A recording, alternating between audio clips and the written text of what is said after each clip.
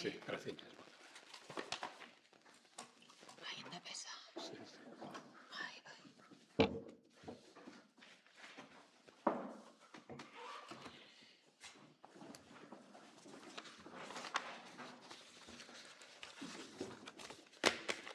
Bueno, moi boas tardes a todos e a todas, benvidos e benvidas á segunda parte deste quinto encontro temático transversal sobre o territorio que organiza a sección de Patrimonio e Bens Culturais do Consello da Cultura Galega e que xira en torno, como sabedes, aos problemas do turismo sustentable e a súa relación coas técnicas de limitación que existen no ordenamento xurídico actual para poder someter os usos turísticos a determinadas políticas de contención. Na sesión inaugural deste encontro tuvemos a ocasión de escoitar a doutora Salón Parets da Universidade das Illes Baleares que tivo ocasión de utilizar a experiencia que probablemente unha das experiencias máis extremas de brutalismo turístico que hai en España, que é a das Illas Baleares, que, como dixo a profesora Salón, pois pode funcionar perfectamente como un observatorio e tamén como un laboratorio das políticas de contención ou de limitación dos usos turísticos, precisamente pola súa configuración insular das Illes Baleares e polo constante incremento da presión turística sobre ese territorio.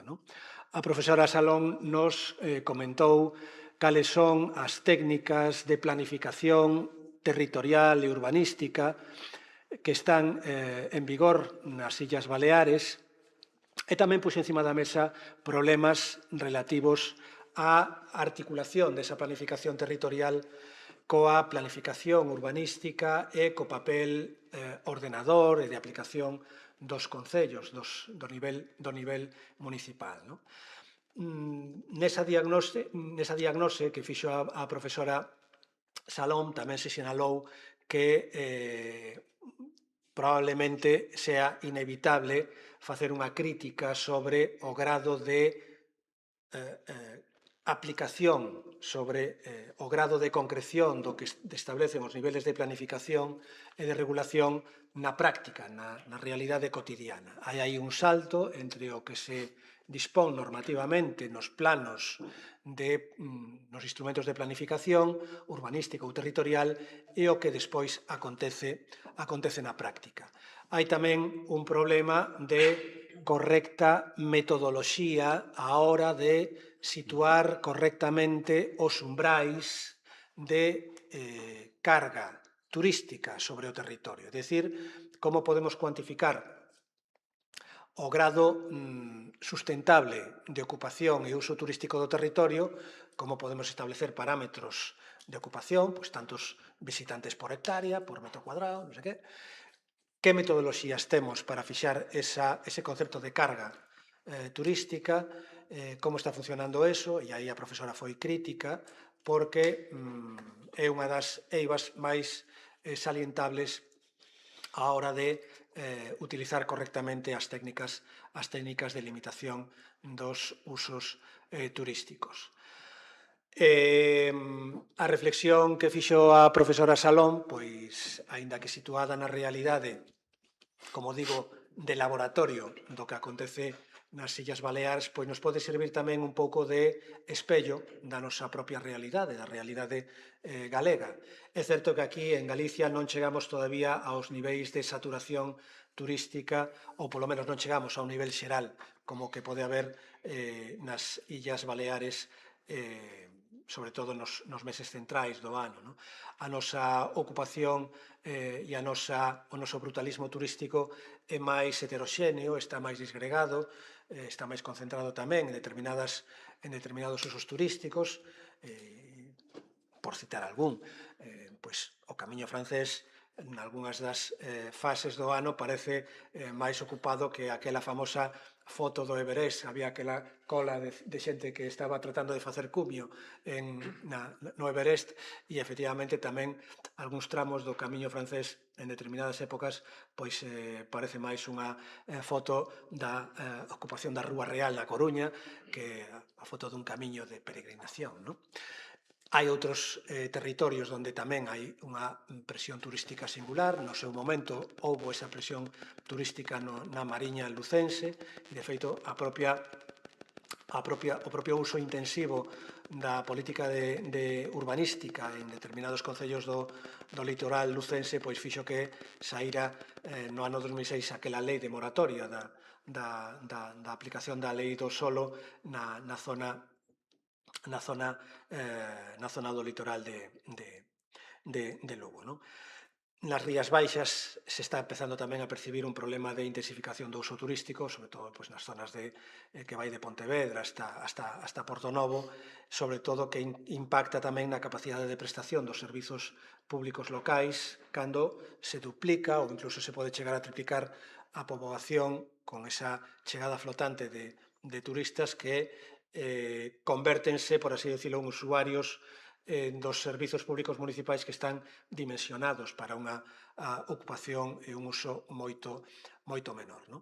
Todos estes problemas, por tanto, aínda que non son tan intensos como os que pode haber na experiencia balear, están aí e poden incrementarse se, como todo indica, o cambio climático siga avanzando convertendo a Galicia nunha especie de refuxio climático, non? Como se gaba moitas veces incluso se converteu isto recentemente pois, nun dos reclamos turísticos de país da marca Galicia Calidade. Agora a marca Galicia Calidade pois, tamén se está tratando un pouco de resignificar nesa clave de Galicia como un refuxio climático frente pois, ás altas temperaturas e ao estrés hídrico que a propia actividade turística causa noutras zonas de España, non? A política turística sigue conformando unha das políticas económicas fundamentais do país, e nesto pois, non somos nada innovadores, e foi unha das ideas fundamentais de Fraga xa na época en que estaba no Consello de Ministros con Franco, e cando chegou aquí para ser presidente da Xunta, pois Fraga tampouco inventou nada e volveu a insistir pois, na utilización do turismo como unha das ferramentas, unha das palancas de xeración de actividade económica. Por tanto, esa é un pouco a preocupación de que o turismo siga incrementándose en Galicia, e a pregunta é se contamos con os instrumentos adecuados para poder regular correctamente os fluxos turísticos para non chegarmos a experimentar situacións tan extremas como as que pode haber na actualidade nas Illas Baleares ou tamén no arquipélago canario, non? E para facer esa reflexión que facíamos onte aplicada á experiencia galega, tratamos de reunir, como facemos nestes encontros territoriais, unha serie de voces que consideramos que en Galicia poden responder adecuadamente a esta cuestión. Con unha perspectiva tamén interdisciplinar, que precisamente é o que dá un pouco esa coralidade. Non todo o mundo utiliza o mesmo instrumento, sino que hai aquí varios instrumentos que vamos a tratar de concertar para achegarnos ao problema que estamos tratando de discutir. A mesa redonda que estades vendo está composta por María Andrade Suárez, en primeiro lugar, e empezando pola miña dereita. María é profesora titular no Departamento de Socioloxía e Ciencias da Comunicación da miña universidade, comparto a universidade con ela. Correcto. Hasta aí pouco compartía tamén tarefas de dirección de departamento, pero agora, pois, María deixou xa a dirección de Departamento de Socioloxía. E, en todo caso, vou destacar algúns trazos do seu currículum. Ela é doutora con premio extraordinario e mestrado en Planificación e Estrategias Territoriais na Sociedade Contemporánea da Universidade de Santiago de Compostela e investiga na socioloxía da cultura, na socioloxía urbana con especialización ou atención especial a turismo, patrimonio, desenvolvemento territorial e políticas culturais. Participa en redes académicas internacionais e proxectos competitivos nestes ámbitos e desde o ano 2021 dirixe o Grupo de Estudos Territoriais, que é un grupo de referencia competitiva da Xunta de Galicia e, como digo, ten múltiples publicacións nestes ámbitos de coñecemento. Como dixen, foi directora do Departamento de Socioloxía e membro do Grupo de Traballo de Turismo e Ocio da Federación Española de Socioloxía e na actualidade secretaria da Asociación Galega de Socioloxía, se non me equivoco. Ben, Serafín González Prieto, máis á miña esquerda, é o presidente da Sociedade Galega de Historia Natural, e Serafín é doctor en Ciencias Biolóxicas pola Universidade de Santiago de Compostela, investigador científico do CSIC, vicedirector da Misión Biolóxica de Galicia do CSIC, e foi investigador, tanto IP como participante, de máis de 30 proxectos de investigación, ten un currículum e publicacións abrumador, que non vou citar. Foi director de 5 teses doutorais, 2 teses de licenciatura, e xa a súa tarefa como director da Sociedade Galega de Historia Natural xa se remonta ao ano 95, co cal atesouras, ademais de publicacións e unha actividade investigadora encomiable, pois tamén unha experiencia como presidente da Sociedade Galega de Historia Natural, non? E, por tanto, é un dos grandes especialistas sobre unha das figuras máis senlleiras do panorama galego en materia de medio natural, non? De Galicia. A miña dereita temos a Xusto Gude Méndez, que é ourensano, de Xinzo de Limia, é investigador e estudoso, amador do entroido tradicional, con especial atención ao de Xinzo de Limia, pero tamén tes feito moito traballo en patrimonio inmaterial e en especial sobre a festa do entroido, non? Correcto, exactamente. A miña esquerda, Iago Lestegás, arquitecto pola Universidade Politécnica de Madrid, e doutor en urbanismo, no ano 2017, cunha tese sobre a política turística en Lisboa, a política de vivenda e a ocupación. Transformación do centro histórico de Lisboa, sí. Que tamén, como se pode observar, pois ten tamén bastante que ver coa xentrificación dun centro histórico tradicional como de Lisboa, non? E a este perfil académico tan interesante se suma o feito de que desde o ano 2023 pois Iago asume o cargo e a carga de ser o concelleiro de Vivenda, Urbanismo e Cidade Histórica de Santiago de Compostela, non? Cidade Patrimonio da Humanidade, kilómetro cero dos camiños de Santiago, e tamén cidade xentrificada, que ten, é tamén un laboratorio, probablemente un laboratorio similar ao que pode ser en España, Mallorca, pois un dos laboratorios do que é o impacto turístico masivo en Galicia, pois a cidade de Santiago de Compostela é probablemente o máis salientable, non? E estes son os nosos 4 membros da nosa palestra, que van a asumir o reto de responder ás preguntas que a coordinación da mesa pois vai ter que facer para tratar un pouco de articular a marcha desta palestra, non? Imos formular 3 preguntas que os palestrantes xa tuveron ocasión de ter con anterioridade, e a primeira é a seguinte.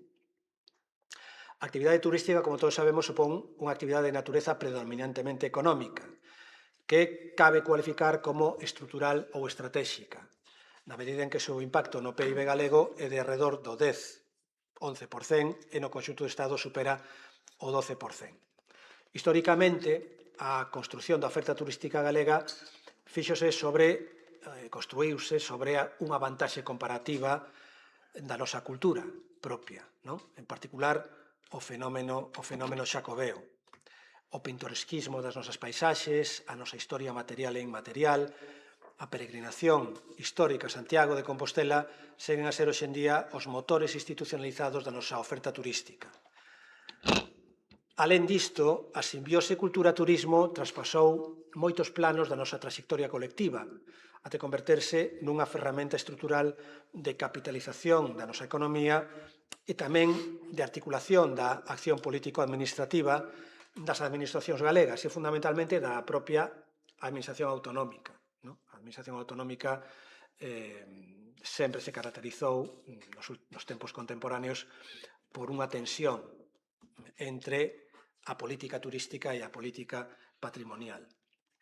E aquí, como exsecretario da Consellería de Cultura e Turismo, podría ter moitas historias que contarvos sobre as tensións que hai e houbo e haberá entre a concepción turística do patrimonio e a concepción patrimonial dos bens patrimoniais e a loita que hai que ter para manter, loitar contra a explotación turística, que parece que é como unha especie de prioridade da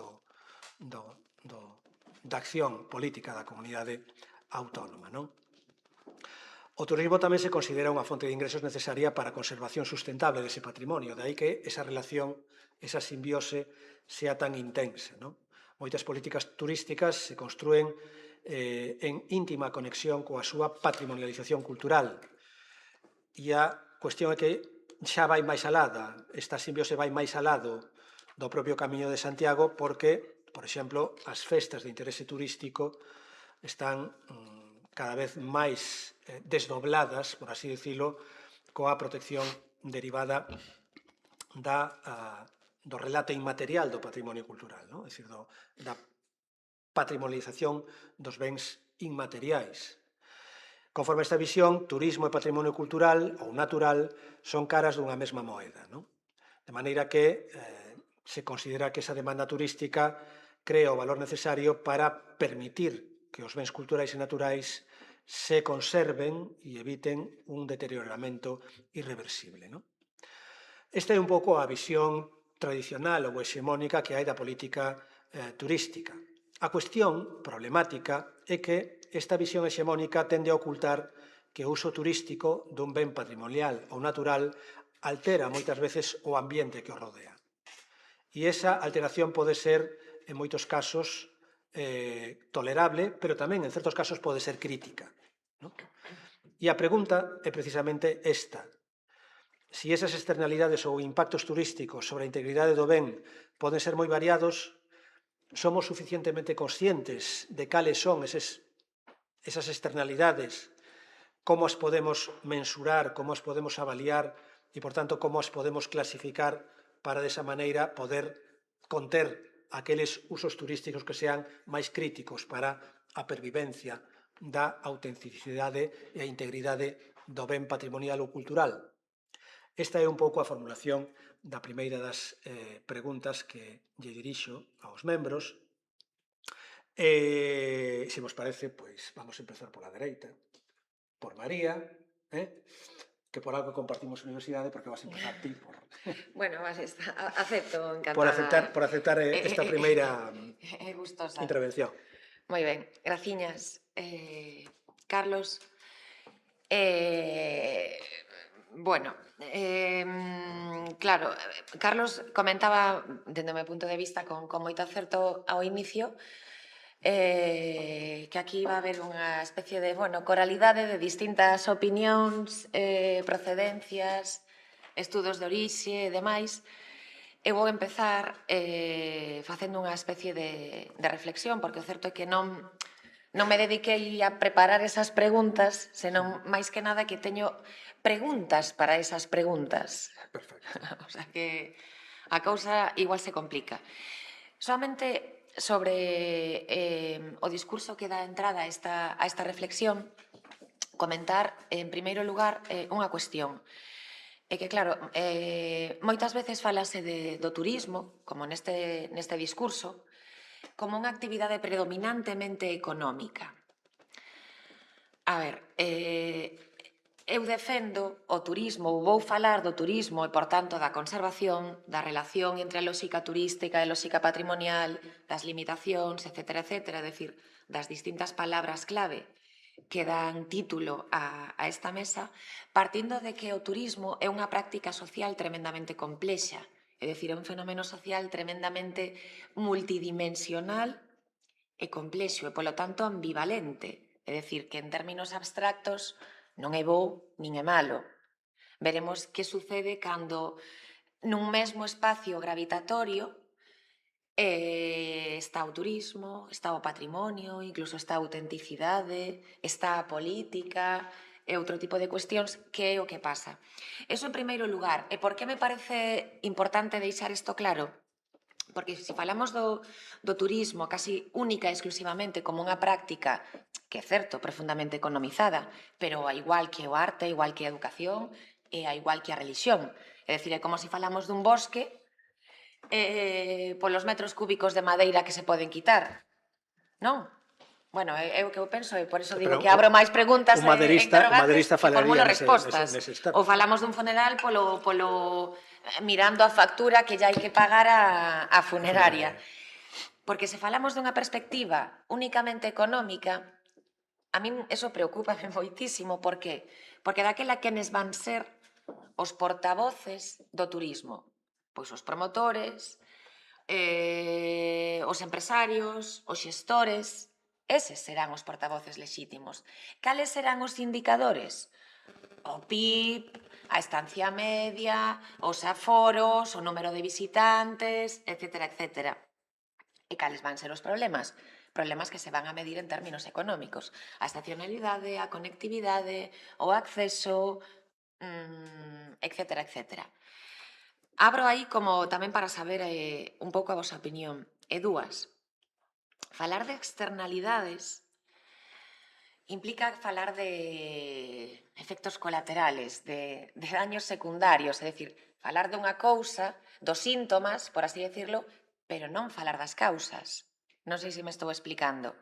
É dicir, falamos de externalidades como algo que debemos xestionar, pero sin cuestionar nada máis. Falamos. Eu teño dúbidas, pero aínda así falamos. Cando falamos de externalidades, dende o meu punto de vista, poderíamos falar de tres tipos de externalidades.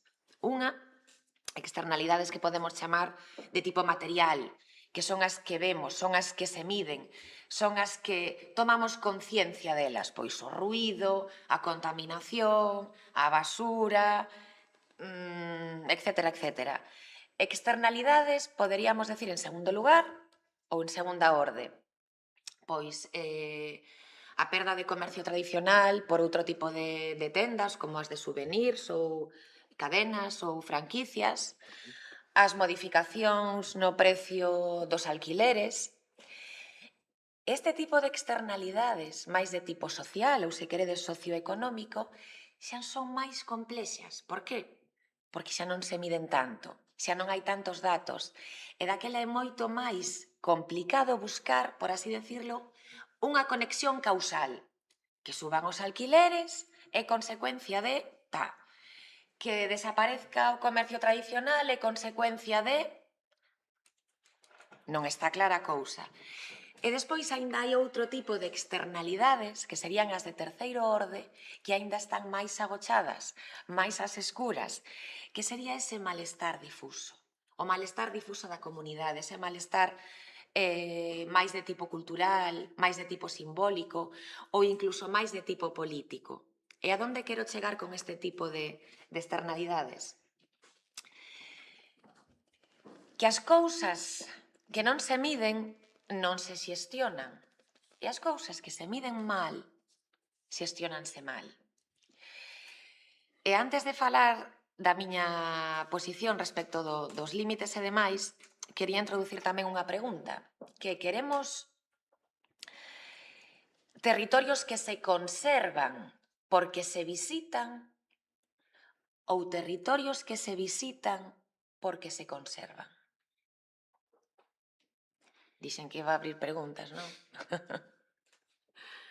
Nada, e polo momento nada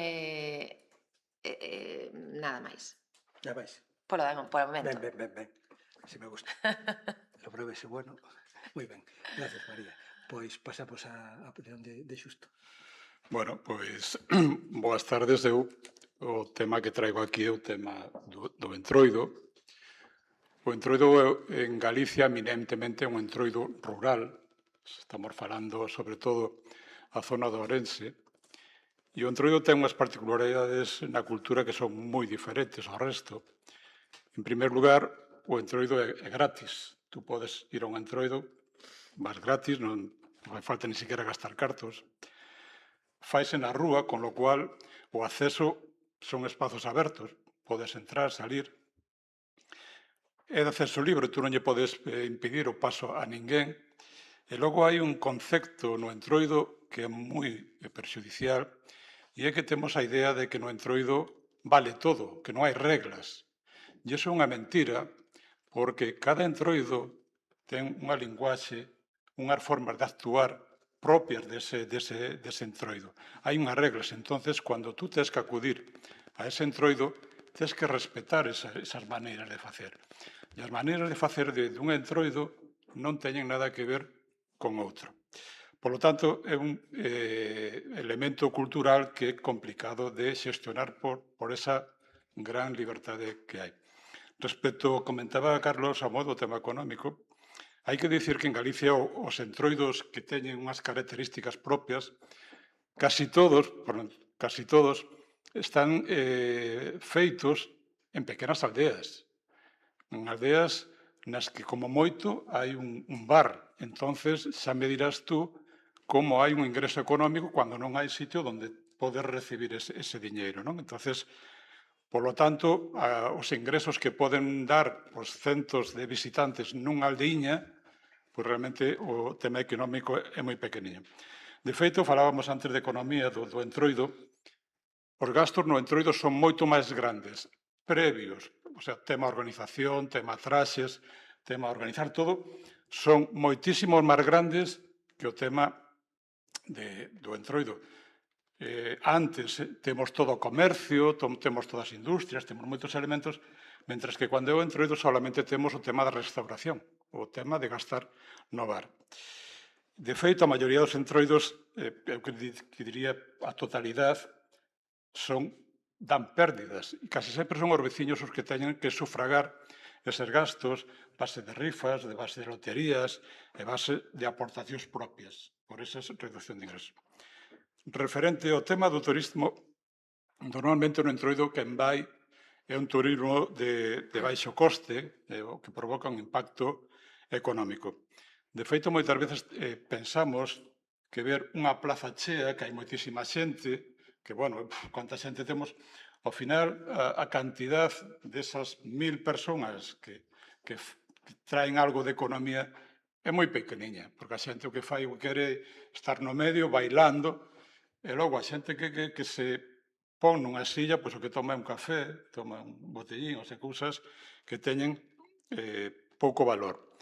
Nos en Xinzo, pero na zona sur, aparte estamos sofrindo un turismo de autobús, un turismo de autobús que consiste en que autobuses de Portugal, da zona de León, da zona do norte de Galiza, chegan ao autobús, chegan a Xinzo, baixanse, están ali nunha hora, automáticamente están por ali, suben ao autobús e van a outro Entroido. Con lo cual, unha desnaturalización de todo o que é o Entroido, e en esa hora pois, non fan ningún gasto, simplemente fan isto. Referente ao tema cultural, é o peor dañado. Tedes que pensar que os Entroidos rurales os fan os veciños para os veciños. Solamente para eles. Eles teñen uns rituales que coñecen, saben por que se fan as cousas, saben por que hai que ir ali, saben por que se fai isto, porque se tira fariña, porque estes temas e todo demás. Entonces, esas cousas solamente as teñen os propios veciños. De feito, cando uns veciños fan unha parodia ou unha burla de outro veciño, se non eres de ali, non a vas a conocer. Entonces, que significa isto? Bueno, pois, encóntranse moitos veciños que están ali, van a participar nun evento, e resulta que el sendo dali se converte en un estranxeiro, porque de diante, cando quere actuar, resulta que ten 20 personas que non o deixan pasar. E aparte, pois, non o deixan. Entonces, por eso que un dos problemas máis importantes do Entroido é a masificación.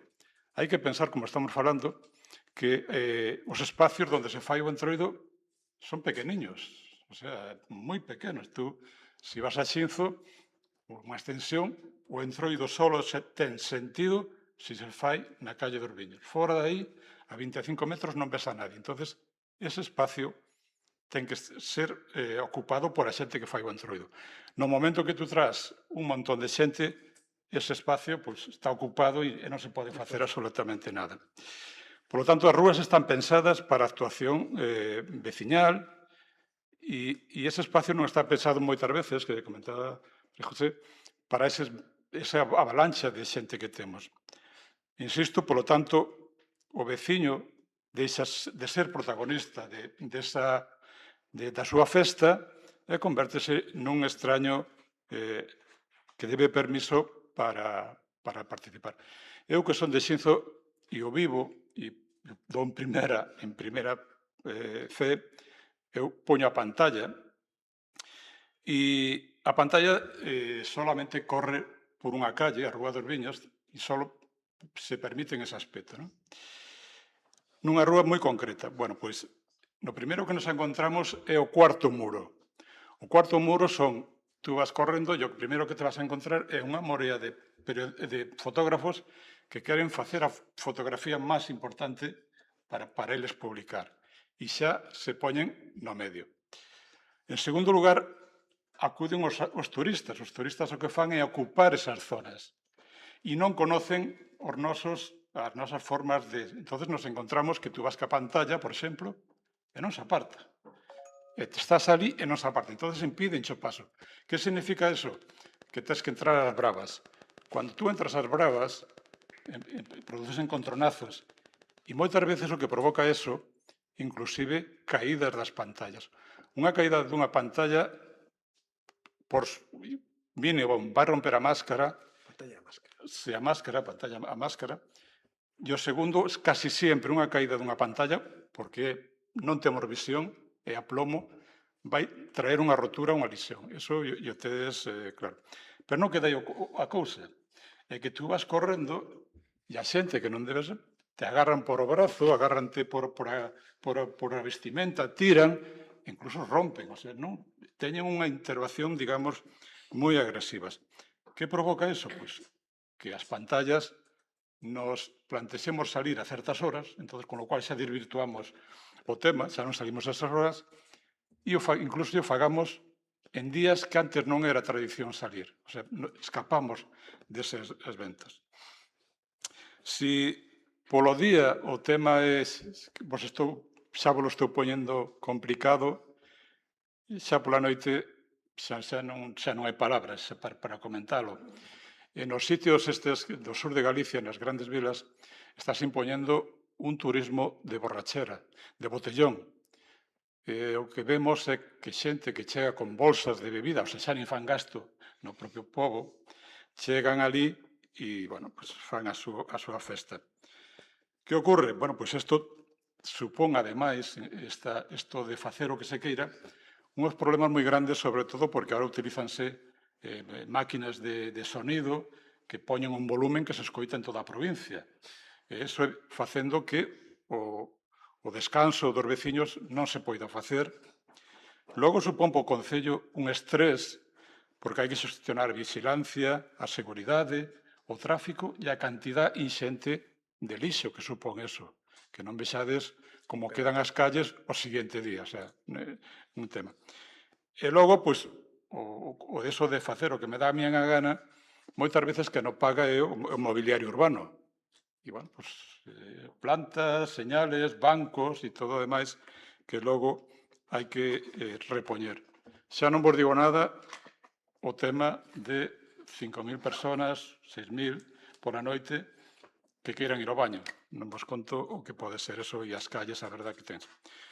En resumo, esta visión que teño un pouco preocupante, este turismo invasivo está descontrolado e o que máis afecta é precisamente a cultura, porque moitos destes elementos que temos aí vense, digamos, eliminados, cambiados, reestructurados e afectan nese aspecto negativo o que a tradición, de que se leva facendo tantos anos. E sería un pouco a miña apreciación de todo que aquí se pode decir do entroido versus turismo. Perfecto. Un bo diagnóstico preocupante. Sí. Ya. Gracias, Carlos. Obviamente existen externalidades, por suposto. O turismo é inherente á contemporaneidade. O turismo forma parte da vida contemporánea, da sociedade contemporánea, está moi ligado á desindustrialización, ¿no? Ao proceso de desindustrialización nas economías avanzadas de Europa de Norteamérica tamén fixo que moitos gobernos de todas as cores abrazasen, ¿no? a promoción do turismo como unha táboa de salvación ante esa perda de postos de traballo, sobre todo a partir dos anos 80, en diferentes economías. Tamén ten moito que ver o turismo, ou cristaliza no turismo moitas das contradicións da modernidade líquida, ¿no? Da transitoriedade, do movimento, todas estas cuestións. E a día de hoxe o certo é que viaxar é unha especie de imperativo social. Para moitas persoas, de feito, moitas persoas non contemplan unhas vacacións se non implican viaxar e incluso viaxar relativamente longe, non? Non para todo o mundo, pero sí para moitas persoas, non? Moitas persoas vinculan as vacacións con viaxar e viaxar a destinos, a ser posibles, remotos, exóticos, etc.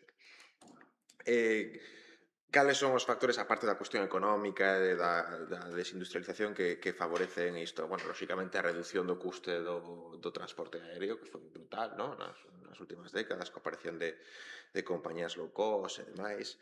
A aparición tamén de plataformas digitais globais e todo tipo de ferramentas digitais que facilitan moito a organización dunha viaxe, non? Incluso de forma autónoma, cousa que hai uns anos non era posible, ti non podías organizar unha viaxe por ti mesmo.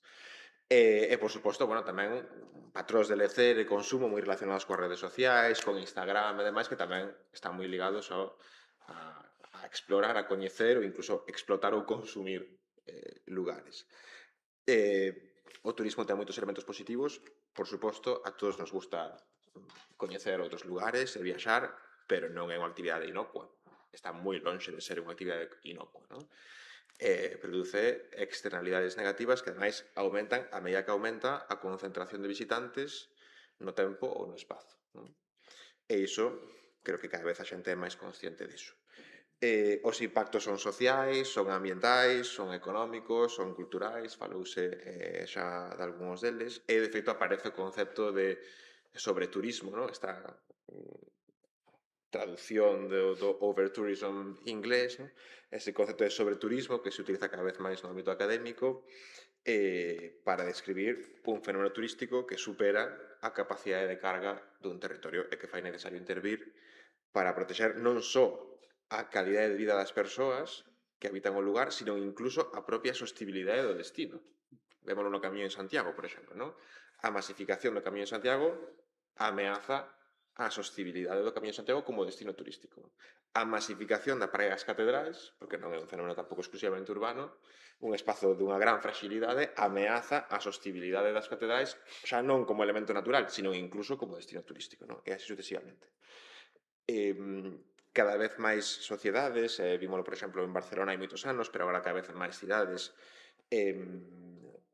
viron e ven como o turismo pasa de ser unha panacea que viña a resolver todos os problemas, todas as carencias económicas, a ser un problema que hai que xestionar, non? Ou un risco que hai que xestionar. Pasaron, por tanto, moitas administracións de promocionar a xestionar o turismo, e creo que iso é moi importante. Insisto que non é só unha cuestión urbana, é tamén unha cuestión de espazos rurais, é dicir que os riscos da turistificación, da masificación turística non se limitan aos conxuntos históricos, ás cidades históricas, nin aos espazos litorais máis urbanizados, tamén se estenden, puxen o exemplo do Camiño de Santiago, puxen o exemplo das catedrais, poderíamos falar seguramente dentro de pouco da Ribeira Sacra, sobre todo se se declara Patrimonio da Humanidade e demais, non? Tamén relacionado coa chegada do tren de alta velocidade a Ourense pensa que está aí ao lado, non? E como iso pode contribuir á súa masificación. Entón, é moi importante ter en conta que isto non é un problema urbano, non é un problema de Venecia, Barcelona, Lisboa, Porto, Ámsterdam, é un problema tamén dos espazos rurais e das aldeas, tamén pode chegar a selo. E os impactos do turismo, para min, bueno, eu, claro, dun punto de vista urbanístico, e, por tanto, espacial, adoito distribuílos en tres, non? Os impactos sobre o residencial, os impactos sobre o comercial e os impactos sobre o espazo público, non? Os impactos sobre os residenciales, pois seguramente podemos falar un pouco máis do tema, teñen que ver coa hotelización, non? Co secuestro de centos ou milleiros, en función de en que ámbito poñemos o foco, non? De centos ou milleiros de vivendas polo mercado turístico, moito máis lucrativo que o mercado residencial, e, por tanto, o desvío dunha serie de inmobles que foron creados para uso residencial a un uso que é diferente, que é o uso turístico, o uso de hospedaxe, co que iso implica de reducción da oferta e, por tanto, de reducción da capacidade de acceder a unha vivenda. Non é o único problema detrás da actual crise de vivenda, pero é un dos factores. A utilización do parque residencial, secuestro que se produce, que fai moi necesario regular, despois podermos falar deso. O impacto sobre o comercio coa transformación dun tecido comercial que antes abastecía de bens e servizos á poboación local e agora ten outros destinatarios distintos que teñen, se cadra non máis capacidade de gasto, non necesariamente, pero sí máis predisposición ao gasto no tempo que están de visita, non? Porque ti normalmente, bueno, cando estás de visita, pois tes outro tipo de forma de consumir. Por tanto, desaparecen comercios que lle dan servizos á comunidade, aparecen outro tipo de comercios que non resolven as necesidades cotidianas da poboación. Está tamén o fenómeno da gourmetización, non? Por exemplo, de tendas de alimentación que pasan a ser tendas de alimentación, pero de outro tipo, con outro enfoque, con outro público. Tampouco é este o único problema do comercio de proximidade, pero é un dos problemas do comercio de proximidade. Tamén temos que falar do comercio online, temos que falar das grandes superficies que se foron creando nas periferias, pero é un dos problemas detrás da crise do comercio de proximidade. E despois, bueno, espazo público, con esas imaxes que tanto se difunden nos medios de comunicación, fundamentalmente no Brao, de saturación, de masificación, de incluso algúns comportamentos que podíamos cualificar como incívicos, aínda que, na miña opinión, o problema non é cualitativo, senón cuantitativo. Creo que é importante que poñamos o foco na dimensión cuantitativa do problema e non tanto na dimensión cualitativa do problema, por tanto, a máis relacionada cos comportamentos individuais e demais. Eu creo que o problema é un problema de escala, un problema de cantidade, non tanto un problema de comportamentos individuais. Lóxicamente, se tes un número moi grande de visitantes nun sitio, unha concentración moi grande de visitantes nun espazo, e por unha cuestión estatística, moi fácil que haxa comportamentos incívicos, pero non deberíamos poñer o foco no comportamento individual, que onde tende a poñer o foco unha parte da prensa, sino na cuestión cuantitativa, no? Deste modelo. Ti chamaxe, gustoume moito o concepto de brutalismo turístico. Claro, o brutalismo é un estilo arquitectónico moi interesante dos anos 60, que son estas construccións masivas de formigón de Estados Unidos, Gran Bretaña, sobre todo, aí expandiuse. Parece unha extrapolación interesante do... A min gustame o brutalismo arquitectónico. Sí, pues sí. De momento, nada máis. Moi ben, moi ben. Bueno, vou dar un punto de vista un poquinho complementario, non? Porque vou a falar máis dunha cuestión dos impactos e das externalidades no medio natural. A resposta á pregunta breve, hai externalidades? Sí. Valóranse aceitadamente? En absoluto. No patrimonio natural? En absoluto. Esa sería a resposta breve. A resposta máis longa e que ten que ver tamén un poquinho con determinados aspectos que se foron plantexando aquí. Falaba de que moitas veces se fala ou se pensa no turismo como un factor exclusivamente económico, pero é que realmente o único que se está a prestar atención é o aspecto económico. Cantos turistas veñen, cantos pernoctan, canto pagan, cantos cartos quedan, pero non cantos gastos provocan. Entón, ese é un dos problemas. Estáse a ter en conta únicamente o aspecto económico e non se está a ter en conta ningún aspecto cultural ou do patrimonio cultural e moitísimo menos aínda do patrimonio natural. E aí esa planificación ou esa promoción dun turismo a toda costa. Hai algo que poderíamos chegar a entender todos moi rapidamente, non? Se digo que o problema do turismo nos espacios naturais ou no medio natural é un problema de escala. Todo o mundo entendemos esa frase de que o veleno está na dose.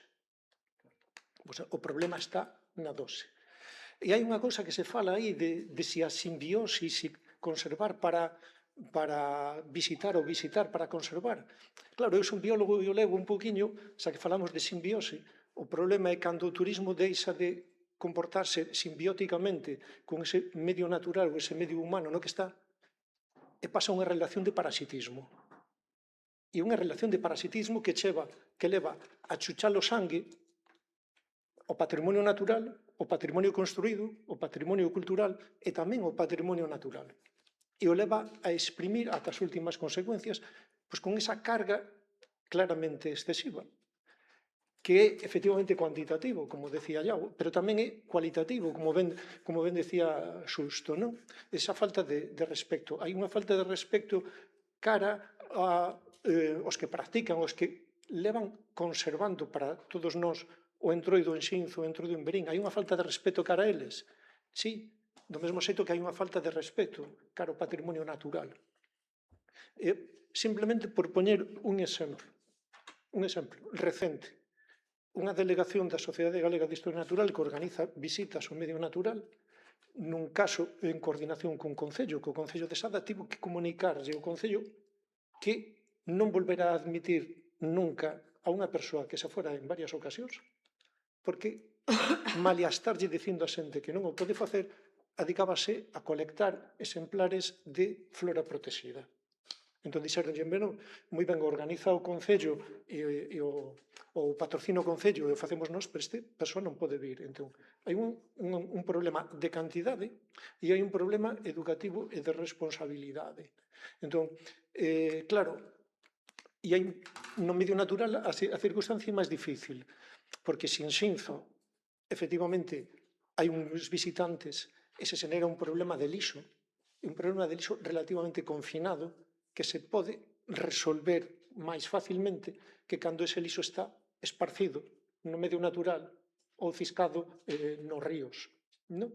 Entón, aí hai uns agravantes que se manteñen e ademais hai unha circunstancia e é que non se está tendo en conta en moitas destas promocións turísticas no medio natural os requerimentos da biodiversidade. En moitas ocasións non se teñen en conta nin as necesidades vitais dos cidadáns, pois moito menos se teñen en conta os requerimentos da biodiversidade, porque hai determinadas especies de fauna, por poñer un exemplo, que non toleran unha molestia continua, alo menos en determinados ciclos sensibles, determinadas fases sensibles do seu ciclo vital. Por exemplo, a tempada de cría, por exemplo, ou determinadas especies de flora que pode estar ameazada que non soportan o pisoteo. Como a píllara en Razo Baldallo.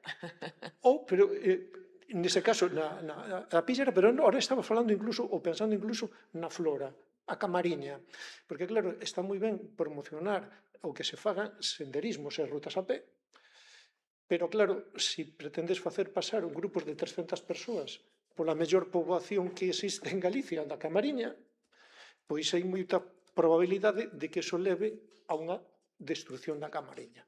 E despois, de novo, o aspecto económico, porque en moitas ocasións esa promoción do turismo no medio rural ou no medio natural leva aparellada unha urbanización e unha artificialización dese lugar.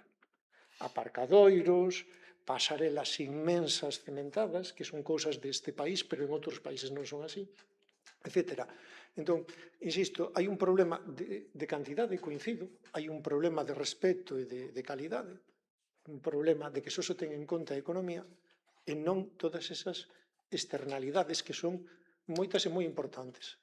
E se non se escoitan aos veciños que se queixan polo ruido ou polas molestias en Santiago, ou en Xinzo, no Entroido, moito menos escoita os gritos desesperados da biodiversidade ou dos hábitats naturais cando son exprimidos ata o final por ese turismo parásito que quere chucharlle o sangue a todos os organismos que ali hai. Moi ben.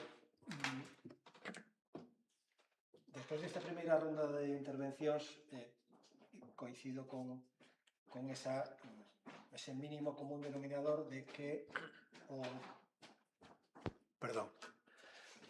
o turismo é unha actividade multidisciplinar.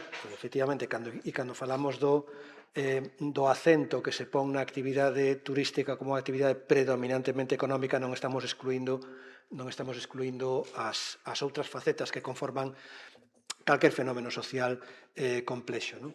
Pero o certo é que tendemos probablemente a ver ese fenómeno poliédrico con ollos de lucro económico ou de ventaxa económica, de actividade que, bueno, pois, legitimamente permite que haxa actividade, fluxo económico, servizos, etcétera, etcétera, etcétera.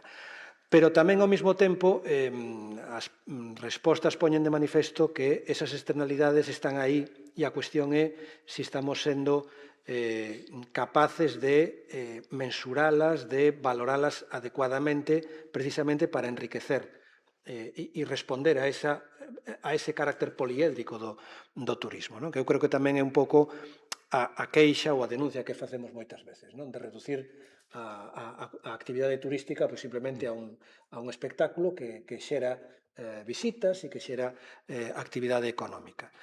A segunda pregunta que se formula é precisamente si ese concepto de capacidade de carga turística como expresión do límite máximo estimado de visitantes que pode soportar un lugar sin que os efectos negativos que se producen sexan irreversibles ou nocivos sobre o territorio, pois si está suficientemente ese concepto de capacidade de carga turística, si está suficientemente sustentado, si está suficientemente establecido, si obedece a unha metodoloxía correctamente fixada, non?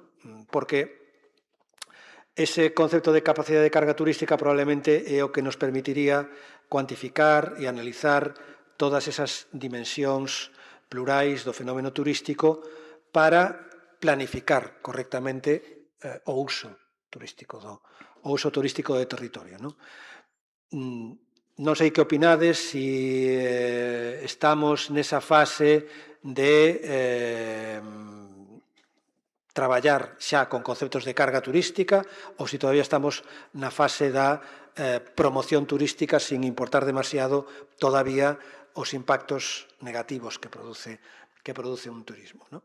Entón, a pregunta concretamente sería se coñecedes exemplos de uso destas ferramentas de planificación na experiencia galega e como valorades ese uso, se se está producindo adecuadamente ou se non se está facendo correctamente, non? E podo deducir, obviamente, das primeiras das vosas respostas por onde podedes ir, pero eu vos dou outra vez outra ronda de palabras para que podades profundizar neste tema.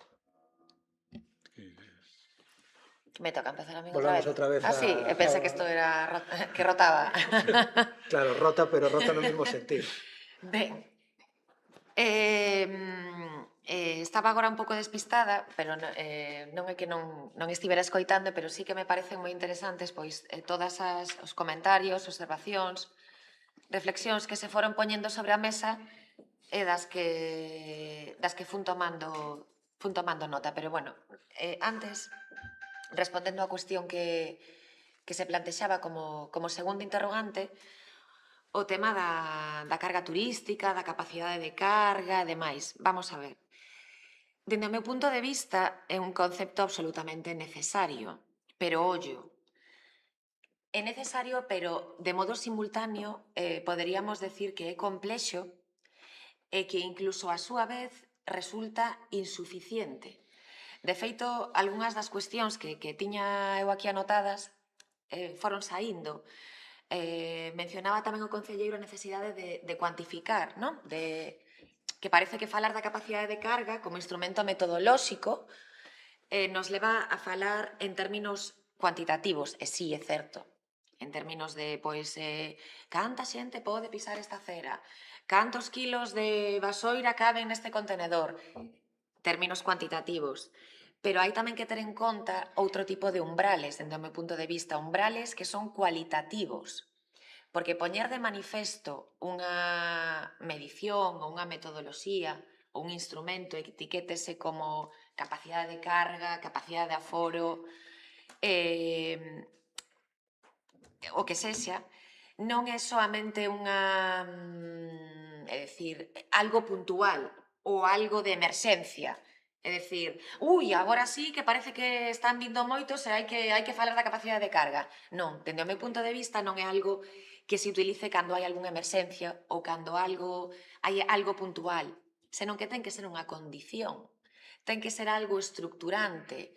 E a vez eu plantexo como a necesidade dun cambio, pero non só a nivel técnico, cuantitativo e cualitativo, senón político, senón ético. Falar da capacidade de carga turística eu creo que implica falar tamén de xusticia social. Esa xusticia social non se mide só en términos cuantitativos.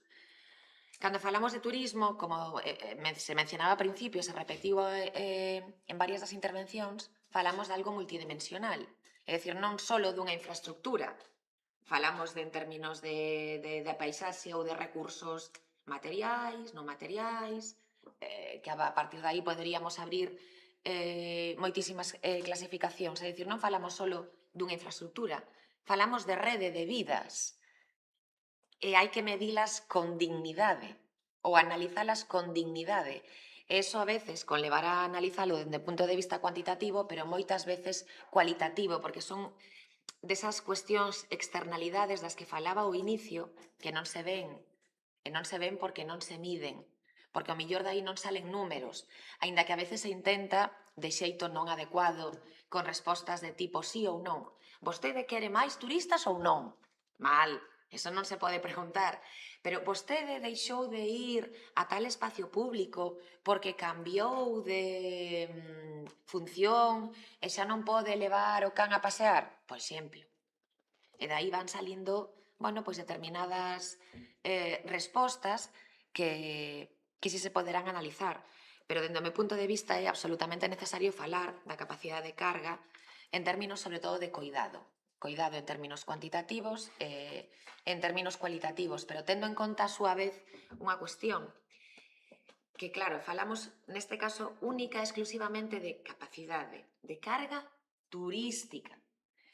Eso parece que nos leva a pensar, e digo parece, ou parecemo a min, que falar do turismo como culpable de todos os males, como noutros contextos pode ser a globalización. Porque, claro, falar do turismo como culpable porque moitas veces vemos, que era o que tamén saí na mesa, vemos a xente, algo concreto, visible, casi que o podemos, tocar, ulir, ver, oír. Os fondos de inversións non nos vemos, pero os turistas sí. Turistas ou turismo como culpable de todos os males, pero non podemos decir, por exemplo, creo, e aí o deixo, que o prezo da vivenda sube única e exclusivamente polo impacto do turismo. Perdoade, pero yo non me lo creo. É dicir, a especulación agravada polo incremento do turismo pode acelerar ou acrecentar esa tendencia, pero non é o único responsable o turismo. Nada, simplemente este tipo de anotacións, porque casi estou máis encantada de escoitar que de falar. Bueno, eu me quedo cunha palabra que dixo Serafín, que é educación, non? É moi importante. E logo, algo que comentou Iago, que fala do cantidad e calidad. Eu teño que decir que, por exemplo, en Xinzo, nos anos 80, igual, había máis xente que agora. Pero a min, eu son, profesor, e me gusta poñer exemplos didácticos. Imaginadvos un concerto de música clásica. Están os músicos tocando, nos asientos da igual que haya 100, 200, 300, 400 personas, non afecta a dinámica dese concerto. Que está pasando agora? Que a xente, en lugar de estar sentada no seu asiento, o que colle subo ao estrado, colle os instrumentos, colle a batuta, ponse a tocar, e o que están facendo é interrumpindo, incidindo nun acto que non está pensado para eles. E iso, máis ou menos, sería o que é o entroido. Se tú tes moitas persoas que van a un lugar, teñen o seu espazo, que se conservan, intentan non meterse, interferir nese espacio, neses actos, o turismo non é un problema. O problema realmente é cando ese turismo incide de forma sin coñecemento en moitas cousas, que ao final acaba acabando con todas esas tradicións, non? Entón, a capacidade turística, en este caso, desde o meu punto de vista, é moi difícil de valorar tendo esa realidade que nos entroidos o espazo no cual se desarrolla, e se falamos de pueblos, é moi pequeno. Pero, bueno, sempre, neste caso, é máis importante a calidad ca cantidad. O sea, me refiero que podes ter moitos turismos, sempre é necesario. Falamos aquí que tamén moito das cousas que tú faces tamén che gusta presentalas, que todo o mundo se conozca, que vayan ali, porque tampouco tendría sentido facer actuacións culturais e logo que non che vaya nadie. De feito, en Ourense hai 3 ou 4 entroidos que fixeron eso, non tuveron turismo e ao final non seguiron adiante. Tamén nos gusta eso.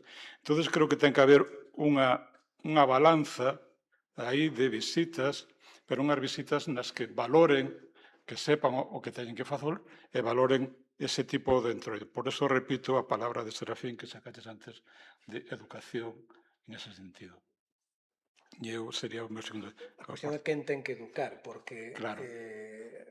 educa o Concello, como educa o Concello a unha población flotante que chega ali nun bus que non, sabes, Claro. como faz para lograr que a xente teña unha autocontención na contemplación dun entroido que é unha práctica cultural, que non é un espectáculo que lle monta o Concello para que vayan ali a entreterse un pouco á tarde, non? Sí, por eso empecé as miñas palabras que era un acto cultural difícil de xestionar por ese tema. Pero sí que no entroido hai algo que sí se ve, que é a observación, aprendizaje por observación. E é que se tú chegas ali e ves que unha xente fai algo, tú automáticamente por observación e por aprendizaxe faz eso. Pero claro, cando chegas ao autobús e ve que aquelo é se comporta en ese sentido, non hai ese aspecto, non? Imaginarvos que vamos a unha sala de exposicións e eu vou e vexo que todo o mundo está tocando nos cuadros, bueno, pois a xente tocará. Entón, moito deste tema se fai un aprendizaje por o que se ve e todo máis. Entón, aí sería o tema de... Que lle pregunten o santo dos croques tamén, que Por exemplo, pois sería un pouco... que foi desaparecendo a base Claro, porque... desa historia, non? Desas tradicións medio absurdas que se van establecendo e se van facendo. se van facendo por repetición, non? Como se fóramos... Claro, e o faz porque o ves e tú tamén o queres facer e non faz eso pensando que aí vas a estropear unha policromía ou vas a... Non, eu fago porque fai todo o mundo, non? E en eso sí que a visualidade tamén afecta bastante nos aprendizaxes da xente. E o Concello de Xinzo non reparte un folleto para que a xente teña un mínimo, unha guía de que significa o entroido, como está, como son o código cultural que estás tratando de escenificar ali no entroido. Eso tamén sería moi útil para poder facer unha contemplación consciente dun fenómeno cultural que non é só unha atracción turística, non? Sino que é vivenciado polos cidadáns dali, polos habitantes, non? Eu quero che contar unha anécdota porque, bueno, evidentemente ali temos moita retranca e xa fai 20 anos na entrada do pueblo puxemos un cartel moi grande dicindo Xinzo cheo, siga po seguinte. O sea, esa retranca de xa temas. O tema, pois, mira, teño que decir que cuanto menor intervención, o Concello apenas fai intervención porque é un tema dos veciños, quero decir, eu faloche de Xinzo, pero se tú vas a Santiago de Arribas ou vas a Ríos ou vas a Campo de Cerros, digamos que son puebliños pequenos e ali o que é o tema institucional ten pouco que facer. Ao final é un tema de veciños que son os que fan o tema e son de alguna forma, pero principalmente que cando tú acudes a eses sitios tens que ter, digamos, por lo menos uns conceptos previos do que tens que facer e o que non tens que facer. O problema é cando se viraliza un antroido, porque claro, agora os antroidos de Ourense, Laza, Verín e tal, saen no telexornal todos os días. Entonces se viraliza unha determinada atracción turística e vai todo o mundo ali a ver que pasa, non? Sí, no, Ese é o problema que tedes que semana, como redes de éxito. Esta semana tuve navegando por internet, encontrei unha foto miña nun periódico inglés, digo, ostra, pues, hasta aí chega a miña foto, non? E sí que ahora estamos no mundo das redes e desgraciadamente o que pasa ás redes é sempre o peor comportamento, non? Nós estamos un pouco cando sale por exemplo, unha pantalla nas fotos, oye, van sacar a pantalla a peorciña van a sacar, non? Pero, bueno, Esa é que se viraliza. Esa que se viraliza. Entón, moitos destes comportamentos tamén se viralizan, iso, sí, pero, bueno, nós hai unha serie de xente que estamos estudiando o entroido e poñendo en valor esas cousas que son da tradición, non? Volvemos outra vez á carga turística. Sí, no, eu vou ir ao Antroide, para que non son da zona, pero fun varios anos e coñezo un pouco e deixei de ir de feito porque se masificou moito e xa non me gustaba ser visitante aí, non? O sea, porque además iba a salir, estaba todo Santiago aí. Decía, non me convence. Claro, creo que hai actos culturais e hai eventos que igual non están pensados para ser contemplados por unha multitude, non? Pois eu non sei se o Antroido Ourensán está pensado, está feito como acto cultural para ser contemplado por unha multitude, por moi respetuosa que seña esa multitude. Ni siquiera me parece que esteña feito para ser contemplado, é un evento que é moi participativo, non? Ir ali para facer fotos, tampouco sei se iso é participar no Antroido, realmente o bonito é ir ali e participar. Hai unha aldea de Maceda a que eu fun un par de anos, hai anos, e os 5 amigos que íbamos, un deles era da zona, por eso fomos ali, éramos dos poucos de fora, e fomos ali tocar e demais, porque van dar unha música tradicional, entón, bueno, fixemos parte da festa, non? E despois fomos ao ano seguinte, e xa había moitísima máis xente, xa estaba moito máis pensado para xente de fora, bueno, cambiara en cuestión dun ano, e xa sei que agora xa é un dos sitios que se puxeron de moda, que está moi masificado, e vas ali, e está todo Santiago ali. Se me permitides unha intervención, porque mínima, perdoade, é que me acaba de parecer moi interesante isto que acabas de decir, que non todos os lugares ou non todos os territorios como están pensados para ser contemplados ou para ser visitados. A min recordoume que me parece unha das cuestións, é dicir, claves, e que non é só falar de capacidade de carga. Hai un personaxe que escrito, eu creo que é francés ou francés canadiense, mellor non o vou decir, Edouard Glissant, e fala do dereito á opacidade. É dicir, dereito dun lugar, dun territorio, a non ter que ser necesariamente visible, viralizado, fotografiado, visitable. E como moitas veces, o sea, quero dicir, está aí o que da cuestión e agora recordei eso, claro, o complicado é, vale, pero agora que facemos? Porque me parece, o sea, unha reflexión moi interesante en relación que mezcla esa capacidade de carga co caso concreto de que, de feito, Sinzo, nós, bueno, sí, sí. con estes amigos, cos que eu Sí. fun varios anos, estes últimos anos, fixemos a reflexión de ir ou non ir, e decidimos non ir, porque non nos sentíamos cómodos co noso papel aí. Non queríamos reproducir ali comportamentos que, por exemplo, aquí en Santiago nos parecen mal, non? Entón decidimos non ir. Hai moita xente que vai, pareceme ben, pero nós non nos sentíamos cómodos con ese papel, porque eu creo que igual hai lugares e hai eventos que non foron creados, non naceron con esa vocación de multitude. Que pasa? Que iso é incompatible coa promoción turística que agora mesmo se fai desde a Xunta de Galicia do Antroido de Ourense, co que eu chamo o Antroido descontextualizado, que é que, creo que aquí, non sei se é no Brao, traen aquí a Santiago, ao Obradoiro e demais, todas as figuras do Antroido ourensán, desfilan polo Obradoiro e demais, en pleno agosto, para que vexan os turistas, que a súa vez despois digan, hai que ir a ese sitio tan interesante, porque mira que personaxe tan interesante. Ese Antroido descontextualizado, que me parece terrible facer eso, porque ao final é sacar un evento cultural, un acto cultural, un feito cultural, un feito ancestral, sacalo do seu lugar, do seu espazo, do seu territorio, traelo aquí a unha exhibición con un produto de promoción turística que despois contribúe tamén que se masifique, non?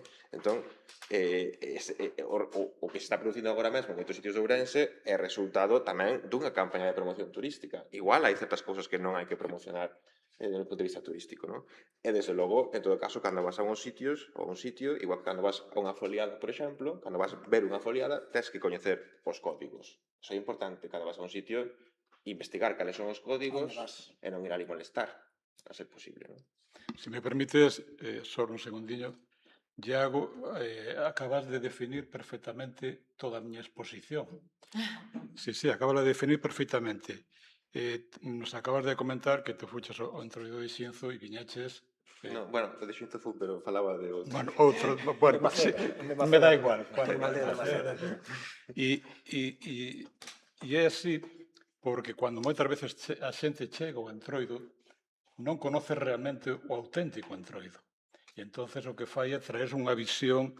Eu cheguei ali, nada, ali había 4 e todo o Entroido que neste caso falamos, tanto de Maceda, Carrizoi, seguramente serías por ali, se o conoces, o auténtico, traste unha imaxe diferente a ese Entroido onde chegas ali e todo é xente e non traes unha boa sensación.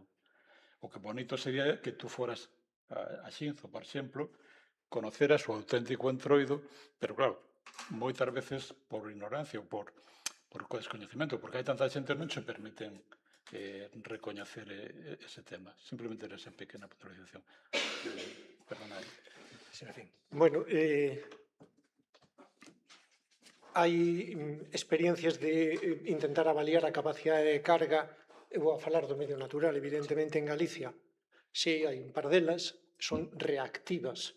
É dicir, unha vez que o problema está aí, e se intenta tomar unha medida para resolvelo. Hai un par de exemplos, cando menos, que son a Praia das Catedrais e o Parque Nacional das Illas Atlánticas, non? Hai ese intento, pero ese intento que está mediado sempre e supeditado a non perxudicar as expectativas económicas. Entón, levase sempre o límite ao máximo, en algúns casos, cunha opacidade non do espacio, senón unha opacidade do método no que se intenta calcular. E, de repente, aparece unha cifra máis ou menos máxica, como pode ser o número de visitantes diarios na Praia das Catedrais. Vale, dicimos eso, e ao mellor pensades, bueno, pois pode ser razoable. E se eu vos digo que é completamente absurdo, porque o número de visitantes non se distribúe ao longo de todas as horas de luz do día na Praia das Catedrais, porque está limitado directamente pola marea baixa. Polo tanto, non son X persoas distribuídas ao longo de 10 ou 12 horas do día. Son X persoas concentradas simultaneamente nunha hora ou nun par de horas que é cando se pode visitar. E entón, claro, eu teño algunha foto da Praia das Catedrais baleira hai 30 anos. E ao ser o que ves, parece o Obradoiro o día na Marea Baixa no mes de agosto parece o Obradoiro un poquinho antes dos fogos do Apóstolo. Entón, hai algunha experiencia ou algún intento? Sí, mal plantexado, reactivo e non ben calculado. E no caso do Parque Nacional das Illas Atlánticas, que tamén houbo, bueno, hai uns anos houbo pois, un escándalo cando se comprobou que as navieiras que levaban os visitantes non estaban respectando o límite máximo, que xa era moi elevado.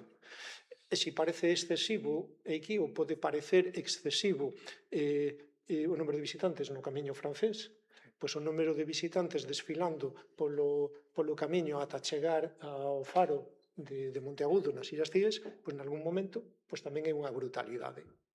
Entón, estáse a facer dun xeito de verdade, e sigo pensando no tema de espazos naturais, estáse a facer dun xeito razoable, non se está tendo en conta de verdade a conservación dos motivos polos que o Parque Nacional é Parque Nacional ou polos que a Praia das Catedrais é un monumento natural. Non se está tendo en conta. Ademais, vou poñer outro factor máis a avanzar. Estamos a falar de capacidade de carga e únicamente pensades en persoas, verdade? E as mascotas? Tamén van. E as mascotas? Hai algunha limitación do número de mascotas e de como poden circular neses espazos naturais?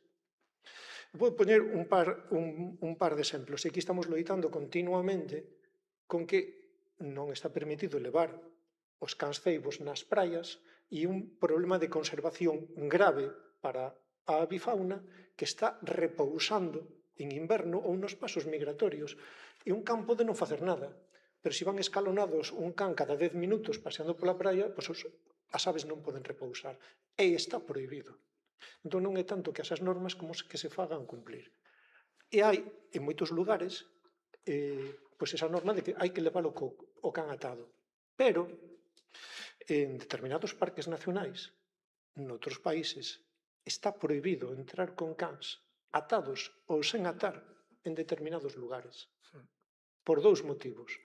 O primeiro, en zonas onde hai pastoreo extensivo e hai mastíns gardando, por exemplo, nos Pirineos ou, por exemplo, na Cordillera Cantábrica, porque a presencia do campo de ceibo, o atado pode provocar un problema co gando e un problema de ataque do mastín. E, en segundo lugar, porque ese can, aínda que o leves atado, vai a mesar e vai a cagar nunha esquina e vai a marcar o territorio e iso vai a provocar o desplazamento de determinadas especies de fauna. Entón, se aínda non somos capaces de entender que un espazo urbano, un espazo rural, un espacio cultural ten un límite de carga humana, aínda estamos menos preparados ou non se quere entender esa capacidade de carga no medio natural e que iso afecta non só ás persoas, senón tamén ás mascotas. E chega a un extremo tan surrealista como que algunha persoa que ten un gato dice, bueno, agora non quero o gato na casa, e onde pode estar mellor o gato que na miña casa? Home, o mellor sitio onde pode estar é no Parque Nacional das Illas Atlánticas. Entón, todos os anos teñen que retirar varios gatos que alguén ceiba no Parque Nacional. Entón, capacidade de carga evidentemente humana, pero tamén de mascotas ou de outros animais no medio urbano, pero desde logo no medio natural.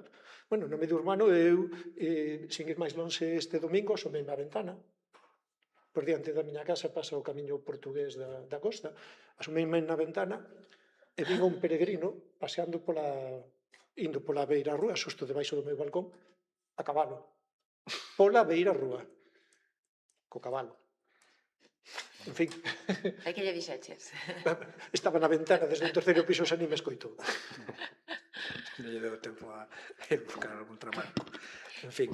Carlos, perdoa, antes de pasar á seguinte, se podemos, permítese. Permítese, sí, por suposto. Eu penso que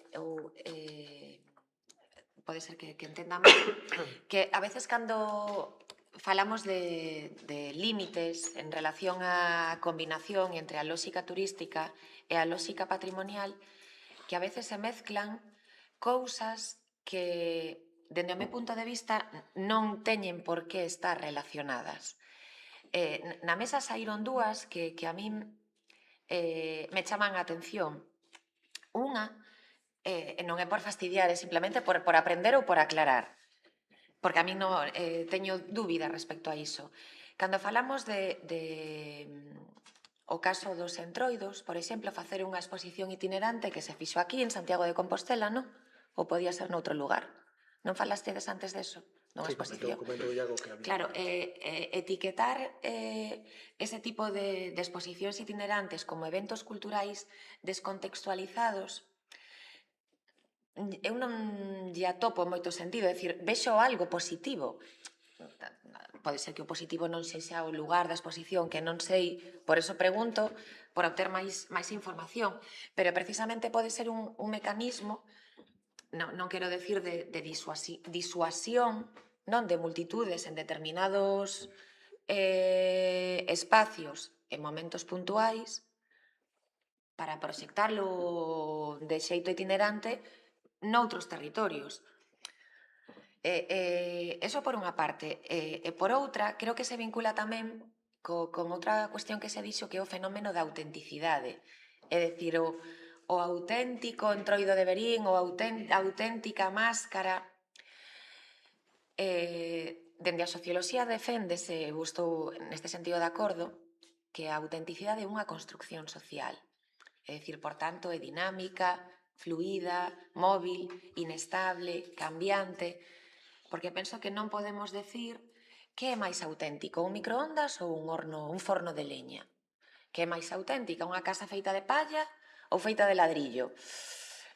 Moitas veces pensamos que o máis auténtico é o máis antigo. Por poñer unha etiqueta, ou decir un adxetivo.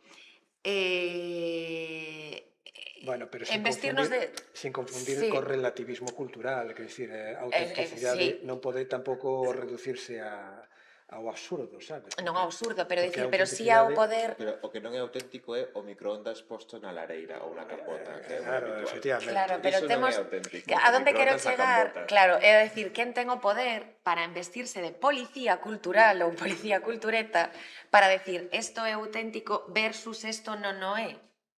Porque eso, penso que é unha A defensa del nación... patrimonio cultural. Claro, sí, sí. Que está latente por aí nese espacio gravitatorio no que se encontran a lógica turística e a lógica patrimonial e a súa vez a conservación e os límites, e penso que eso pode ser perigoso, pero é unha postura e penso que se pode falar. A ver, Teresa primeiro. Perdone, que me... No, claro. Sempre así, pero que xusto o tema que estás planteando e en relación co patrimonio material comentábamos antes que o ano pasado estivemos traballando na sección de patrimonio en relación con patrimonio material, ¿no? Entón, bueno, o concepto de patrimonio material se fala, o concepto é manifestacións do patrimonio material.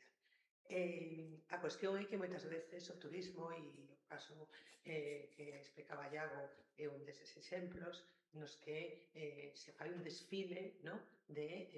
Para mostrar as vestimentas e os útiles que se empregan nos entroidos tradicionais, no? Pero o entroido non é iso, non é unha cuestión estética.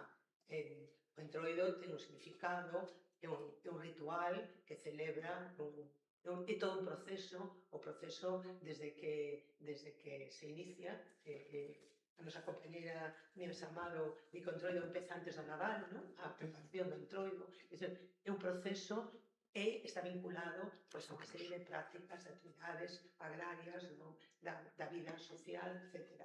Entón, esa manifestación, ou esa exhibición de elementos con unha valoración puramente estética, non? É reductora do valor cultural que ten esa manifestación, reduce ese valor cultural á apreciación estética desos elementos, cando esa valoración cultural vai moito máis alá de iso, non? Por exemplo, celebramos unha destas mesas de patrimonio material sobre as danzas brancas, non? As danzas brancas teñen un significado que se mantén e ven desde a Edade Media, desde os rituais relacionados coas celebracións religiosas, o Corpus, etc. Que foron prohibidas, foron recuperadas, a sociedade mantén, entón, descontextualizadas do tempo, desa celebración, do lugar, bueno, pois é unha escenificación. Entón, eso non é a manifestación cultural, é outra cousa, que pode existir, Sí. pero non pode sustituir, nin pode tomarse ese elemento, esa forma de representalo como a propia manifestación. Entón, aí hai un risco, non? Bueno, teño varias preguntas para despois nesta línea, só quería comentar isto, non? Sobre Android. Hai un risco de simplificación, non? Ao final. Reductor, reducir o que ten unha complexidade Sí. e ten que non é as manifestacións de patrimonio material, pois o reconhecimento parte de que é un patrimonio cultural vivo. Por lo tanto, o patrimonio cultural son manifestacións que se reproducen e van evolucionando e transformándose co paso do tempo, pero polos propios mantedores da manifestación. Outra cosa é que a manifestación sexa extraída do contexto dos seus portadores, os que portan e transmiten esa manifestación, convertida en outra cousa e que se pretenda equiparar esa outra cousa coa manifestación. Claro, é que precisamente é moi interesante, que decir, ese tipo de eventos ou manifestacións son fenómenos culturales en sí mesmos e como tales son novos. É dicir, calquer comparación, se parece moi interesante. Bueno, se me permitides, por alusións directas, porque eu participei no último desfile. E hai que... Non o sabíamos, directas non foron as alusións. Non, quero decir no sentido de que me participei e conozco o tema. Hai un, comentaba Teresa, e evidentemente Nieves desto sabe un pouquiño, evidentemente non ten nada que ver o entroido que se fai nun espacio, todo o demás, no que tú necesitas facer un ritual, necesitas uns elementos, necesitas un espacio, eso estás facendo entroido.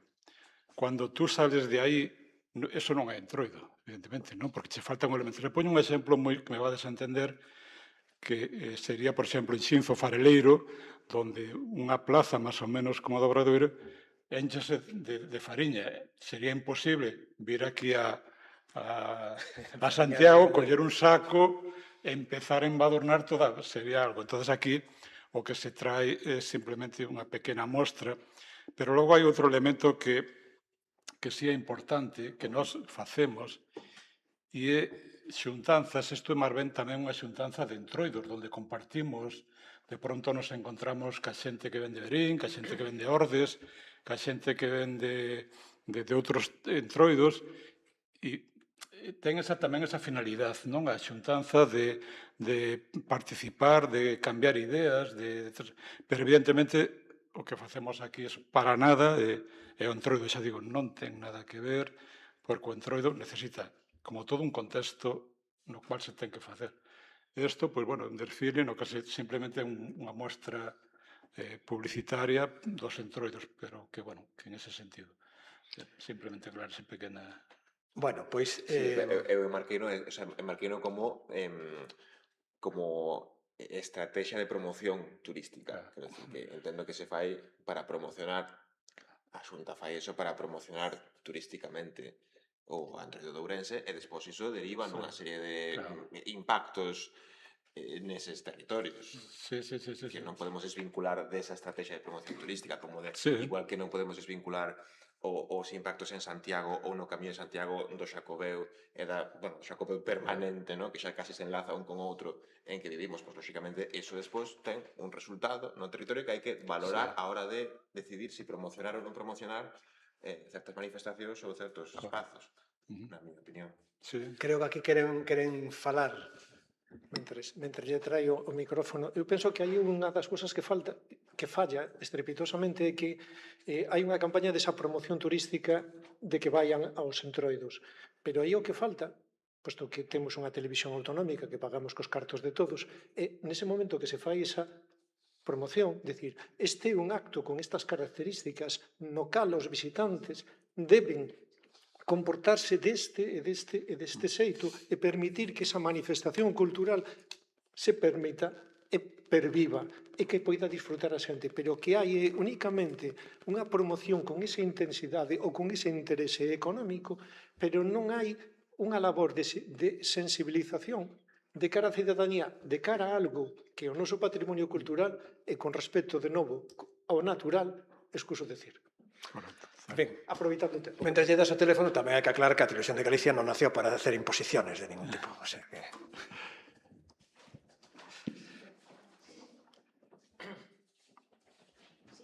¿Sí? Ahora, vale. No, muchísimas gracias. La verdad es que todos los ponentes, un 10, su información, la información que nos están dando. Yo únicamente me ha tocado la fibra, lo que han comentado Yago y Serafín, porque es verdad que en el caso de Mallorca tenemos la figura de los boleros, la danza típica, igual que comentaba Teresa, que estoy totalmente de acuerdo con lo que comentaba, y el hecho de que se traslade de los pueblos y del momento en que tú bailas esa danza típica por la celebración del santo de ese pueblo o por todos los actos que tenemos relacionados con ese baile, la verdad es que cuando lo ves, choca. Porque por mucho que sea promoción, es lo que decíais, es decir, no es una buena promoción el trasladar ese baile al centro de Palma, dos personas allí que se ponen a bailar sin sentido, sin sentimiento y además no bailan como toca, porque a lo mejor es una imitación del baile real y tradicional. Entonces yo creo que entre la promoción del turismo y el respeto y la educación que decía Serafín, que me ha encantado, porque es verdad que a veces cuando explicamos el tema de la capacidad de carga y cómo se comportan los turistas y el cálculo, lo más importante es la educación, cómo se respeta también las diferentes territorio y los bienes culturales que se visitan. Pero el tema de la educación me parece fundamental, lo he apuntado también. El tema del derecho a la opacidad también me ha gustado mucho, porque es un tema también importante. Y el tema de respetar las tradiciones y las culturas y no por estética ni por promocionar, quitar ese sentimiento de lo que nosotros vivimos. Esto yo creo que hay que respetarlo también y que se le dé el valor que corresponde, porque a veces las personas se pueden sentir no sé, un poco mal de ver y además que no se hace como toca, o no se baila como toca, o no se interpreta como toca. ¿No? Claro. Moi ben. Pois, se me permitides, formulo a última das preguntas e xa damos paso ao coloquio. Dado que, como parece, pois as técnicas de planificación turística non son demasiado incisivas na contención do turismo masivo, poderíamos pensar que non temos ningún tipo de ferramenta para controlar, non? Algúnas das manifestacións máis máis deturpadoras das prácticas ou do patrimonio cultural ou do patrimonio natural, non? En ese sentido, pois tamén hai que saber que a regulación sectorial introduce distintas medidas limitativas dos usos do territorio que moitas veces non son coñecidas ou os xestores públicos non son conscientes de que teñen un potencial que ben utilizado, ben diagnosticado e ben utilizado, pois pode dar lugar a unha xestión turística probablemente máis sustentable, non? Na pregunta eu enumeraba algunhas desas técnicas sectoriais, as taxas turísticas recentemente implantadas en Santiago e na Coruña, temos as ordenanzas locais de convivencia, temos os plans de ordenación de recursos naturais, da Lei de Patrimonio Natural de Galicia, os plans especiais dos conxuntos históricos, zonas arqueolóxicas ou lugares de interese etnolóxico ou sitios históricos, artigo 55 da Lei de Patrimonio Cultural de Galicia, os plans territoriais integrados, que tamén é unha ferramenta que aquí está recoñecida, como, por exemplo, para o Camiño de Santiago, pero levamos desde o ano 96 que se introduciu esa obriga legal dunha planificación territorial singular para os Camiños de Santiago sin cumplirse. Levamos, 30 anos esperando por un plan territorial integrado para os Camiños de Santiago. O plan de ordenación do litoral, que actualmente tamén está en trance de ser sustituído por outro tipo de planificación por virtude da entrada en vigor da LOXILGA, da Lei de Ordenación Integrada do Litoral de Galicia, no ano 2023, e, por último, os títulos de ocupación do dominio público marítimo terrestre que tamén teñen unha capacidade limitativa ou regulatoria dos usos con contido económico que se podan facer na franxa máis da ribeira, non? E aí a pregunta un pouco pois é que valoración cabe facer destas técnicas ou instrumentos, si son capaces para ser ferramentas de contención de visitas sobre bens culturais ou naturais singulares, si as estamos utilizando correctamente en todo o seu potencial e si, por tanto, bueno, pois, a vista dun maior incremento da masificación turística, pois deberemos aprender tamén a utilizalas máis e probablemente mellor, non? E esa é un pouco a última das preguntas que teño que formularvos. Con isto xa remato a miña actividade. Pechas o A ordenador. miña actividade de preguntoiro.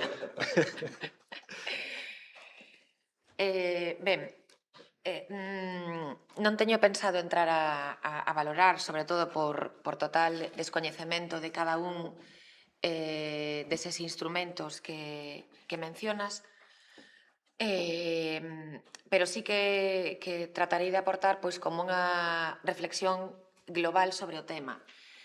Que dentro do meu punto de vista é moi difícil decir, hai unha enumeración de instrumentos como se fosen recetas, pero penso que non hai unha receta máxica, universal, que en abstracto sea válida ou axeitada para distintos territorios ou o mesmo territorio en distintos momentos dun ciclo turístico ou o que sexa. En términos xerais, a onde quero elevar isto? Que, aínda que non entre a valorar eses instrumentos de xeito específico e particular, si penso que é necesario poñer sobre a mesa o tema dos límites. Moitas veces pensamos que os límites pois que frean, que dificultan, que obstaculizan, que poñer límites ou falar de limitacións é rechazar ao turismo ou rechazar aos turistas. Eu penso que é por unha cuestión, por ese imaginario que temos do éxito turístico, que todos sabemos cal é, porque precisamente empezamos falando desa parte vinculada ao económico. É dicir, o problema da definición do éxito do turismo. Saíron dende diferentes perspectivas moitos indicadores que digamos que a maior parte deles son cuantitativos e exclusivamente económicos. O número de estancias, o aforo, o número de visitantes, o gasto, os accesos, as infraestructuras, bla, bla, bla, bla, bla, bla, bla. Daquela falar de poñer freno parece unha contradicción, é dicir, como unha especie de rechazo. Eu decía ao principio que ten que ser unha condición. Vamos a ver, os nosos coches, eu digo eu que non conduzo, nin teño coche, pero os vosos coches teñen frenos. Teñen frenos. E esos non son para que os coches estén parados? Penso que non. Os frenos para que son? Para poder manter o control, non? De alguna maneira. Pois penso que neste caso, eses instrumentos, de feito, como decía Serafín, sen falar dunha receta en abstracto válida, universal e máxica, senón con coñecemento exhaustivo dese territorio nese momento en concreto, pero sí que é unha cuestión absolutamente necesaria, porque senón, é dicir, que sería do turismo sen límites. E creo que Carlos o chegou a decir nalgún momento, é dicir, o maior riesgo do turismo é precisamente que o turismo morra de éxito, o éxito, ese imaginario de éxito do turismo que todos temos interiorizado e temos nas nosas conciencias. E non podemos permitir pois a subordinación do territorio, desas redes de vidas que non son só infraestructuras, a lógica do crecemento turístico ilimitado. Sí.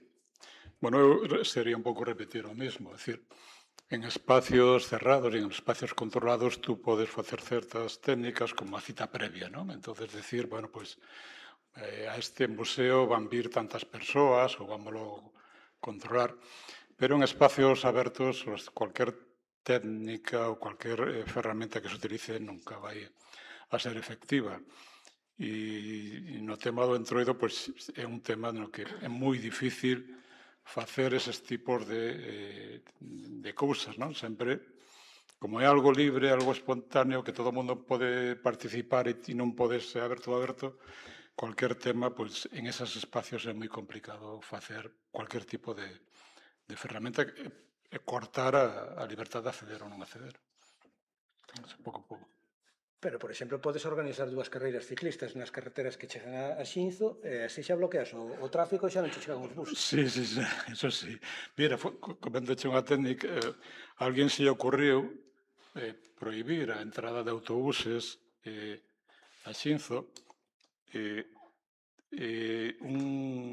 no que sería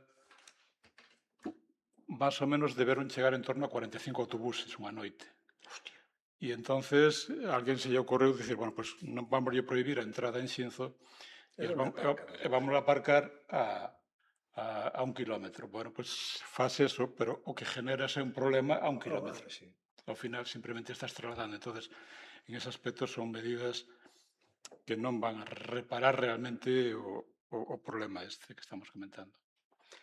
Sí, aquí tamén hai que facer un pequeno inciso xurídico, porque aquí na regulación do turismo tamén están implicados dereitos fundamentais, que é o de libre desplazamento, de libre circulación, sobre todo nos espazos públicos e nas vías públicas, non? Que non é fácil de establecer límites para poder continxentar, non? As persoas que chegan a unha determinada vila, non? E logo, aparte, pues, si tú ces o artículo 44 da Constitución que dice que os poderes públicos acceso á cultura deberán garantizar o acceso á cultura en igualdade de condicións, pois aí xa tes moitas cortapisas en ese aspecto. Claro, pero tamén é certo que hai unha directiva comunitaria que é a Directiva de Servizos do ano 2006 que tamén establece a posibilidade de fixar límites aos servizos como os turísticos cando se trata de preservar o patrimonio natural ou cultural, porque esa é unha circunstancia imperiosa de interese xeral que permite limitar o libre estacionamento e a libre prestación dun servizo, non? Entonces, tamén o ordenamento xurídico ten os seus vasos comunicantes e os seus mecanismos de equilibrio, non? E, por tanto, hai que afinar máis a resposta cando falamos de limitación do... Prohibido aparcar nun radio de 3 kilómetros agás que teñas problemas de mobilidade. A xente ten que camiñar un pouquiño e iso vai a limitar o acceso. Si permites que entren cos 45 autobuses hasta a praza de Xinzo, van estar todos concentrados ali. Si lles obrigas a desplazar por motivos de seguridade vial, porque hai moitas persoas camiñando, pois resulta que agora só poden entrar residentes, porque hai determinadas zonas de Santiago, o Casco Vello, que só podes entrar de residente ou se vas facer de... E se non, desplazas a pé. Se tes un problema de mobilidade, deixámoste a chegar. Os demais camiñando, que é moi sano, ademais.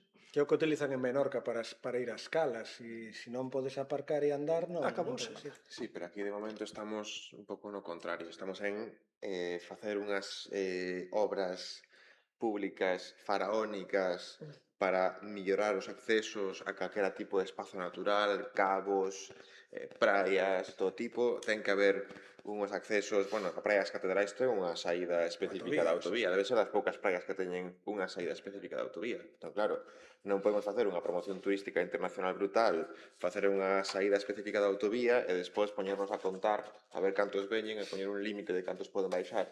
Porque, claro, igual o problema está augas arriba, non? Sí. Entón, aquí o problema é que agora mesmo estamos ainda na fase de imos facer uns accesos para poder chegar en coche ás dunas, á praia, a calquera sitio. Non vai ser que haxa que camiñar un pouquiño para chegar. De feito, hai algunha praia na Costa da Morte que, como non se pode chegar en coche, incluso un domingo de agosto, esta serena, por suposto non vou dicir cale, porque entón se acabou o invento. Esa que ten agua a 10 grados Pero no agosto, non? as praias que non teñen un parking ao lado da praia, incluso un domingo de agosto, estas serán. É dicir, que efectivamente, se ti queres regular os fluxos turísticos a un sitio, pois igual non tes que permitir chegar en coche ao mesmo sitio, non? Haberá que poder chegar en coche, pois efectivamente, persoas con mobilidade reducida e demais, pero igual non con carácter xeral. Falabas de instrumentos para regular, hai moitísimos, eu coñezo os de natureza urbanística, non? Por de formación profesional. E claro, aquí en Santiago, pues, o Concello de Santiago utiliza o planeamento urbanístico para regular, para mitigar os impactos do turismo na vivenda e no comercio. Tanto o Plan Especial de Protección e Rehabilitación da Cidade Histórica, o sea, planeamento de desenvolvimento, como o Plan Xeral de Ordenación Municipal, por tanto, planeamento xeral.